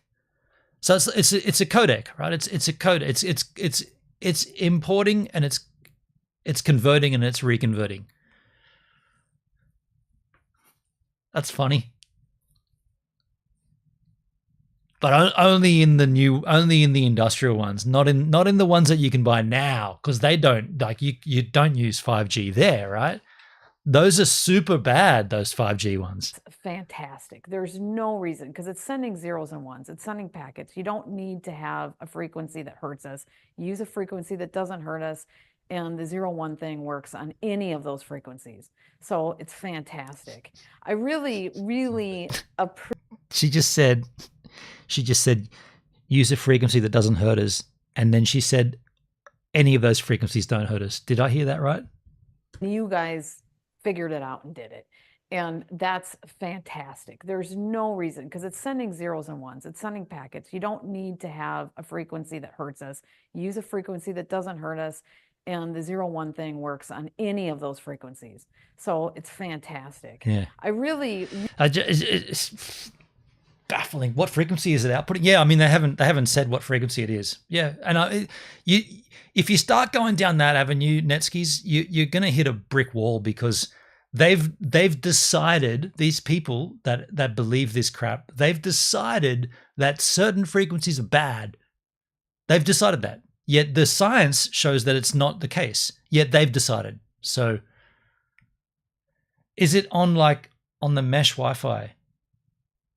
I'm assuming it's the output, yeah, which would be their mesh Wi-Fi. Yeah, so you connect 9 devices to this device, and you're connecting to their Wi-Fi, and so they've got their own patented technology that outputs a certain frequency. For sure, yeah. That's how I understood it anyway. Really appreciate. Now, where do they go? I mean, I'm going to have a link below, and shill your links, there's love. information. There's videos to show. Do you have the videos? I played a video of how the EMF doesn't, how it doesn't hurt your body. It's like a 20-second video. I played in the intro. But are there other things they can go and learn about? Blockchain. Sure. Yeah, I think. Go ahead. I think that they should just click on the link that you provide, and from that website, they will be able to find a... That's a good point, Netskis. If it's a mesh network, it's got to be on a public frequency. That's true. Yeah.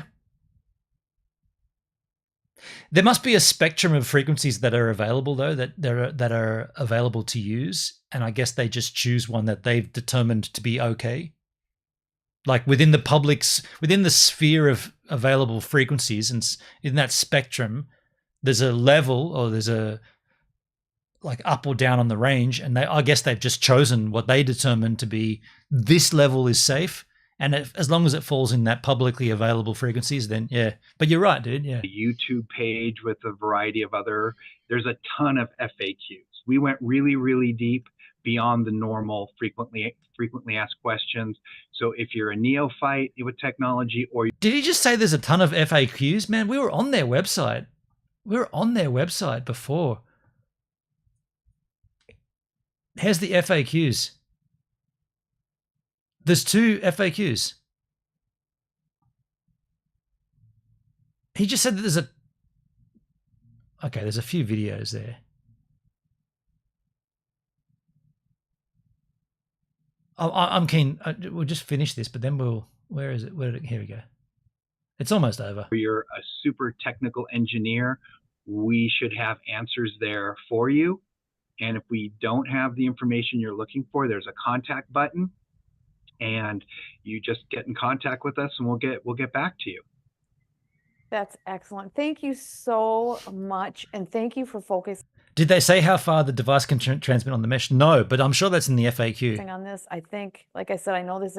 My background's all telecom, big data, big tech, and I know this is the future, because there's no reason to be using frequencies. And the whole... She said that like so many times in this. Distributed network thing is where it's going instead of centralized because it's more powerful. So thank you for coming on and Distributed can still be centralized, love. sharing this. Thank you for inviting us. Yeah. Yes. They're like, fucking hell. Let's never hit Sarah Westall ever again. Dude, that was awful. Go back to the frequently asked questions. How about these are videos, encryption and security, mini satellites, where is my data stored? What frequencies are use? What frequencies are used? Radiate or send 5G signals? Love its own private intranet? Satellite as the first fallback? Love Pod's mesh network? This might be it. Oh, they got a YouTube channel. The uniqueness of how I got a YouTube channel here. Of how these mesh together is using one satellite and then a unique satellite that's in the sky. And that satellite connects all of those pods together, all of the distributed pods, and makes them all little mini cell phone towers. They're meshed together and they're using their resources to speed up performance. When Janet doesn't have good internet, but Brian's not using it and he's got better signal, it shares it. It's unlike any type of meshing I've seen. It's a custom meshing. Damn, dude, that's compelling. You've sold me. Is it all from this one dude?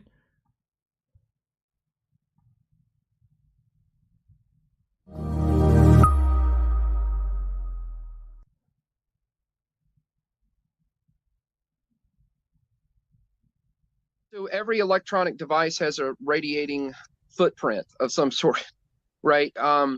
These devices have general feedback, but they're triple shielded, and their feedback is really low, even though it has a battery in it. You would want to compare this type of device to, let me think. Wow. Give me just Nah, you've lost me, dude. I'm not interested. You've lost me. Comtech, here's my final take on this love pod situation. I think that this technology is already superseded. It's dated before it's even been a thing. And it's a fascinating time that we live in when this shit can actually gain some kind of market and sell. Like, they're selling these, right? People, not many of them. There's not many on the YouTube, but they are out there, and people have them. You have them. You have one. Your sister has one. So I feel like we're privileged to have been here to see that video and to be a part of it, because, like I said, when you look at tech and how it moves, this tech that we're seeing here is already been superseded. So I look at this as a bit of a laugh. And that was a funny interview. Very funny. I love how it went for so long, and then at the very end, Snoop Dogg just goes, "Oh no, we do use 5G. Yeah, did you not read the tech sheet? Because we do use it." And she's just like, "What? Not on the ones that we have though. The big one, the one of two." And yeah, comical. Very, very, very funny. Take a shot at Jack every time she says it. Yeah. So I want to thank you, Comtech, for bringing this to my attention, because it's been a very funny, and I will keep this stream up on the YouTube channel. I sometimes these beam streams I just delete, but I'll keep this up because I'll title it something to do with the Love Pod. There's not enough content for the Love Pod out there on the internet, and so I feel like I should fill that gap as best as I can. And if that means keeping up this VOD, then I'll do that. So I guess at this point, hey guys, I hate to interrupt you, Nick. Hello there. But anywho, I'm going to go to bed, and I'll see you guys tomorrow.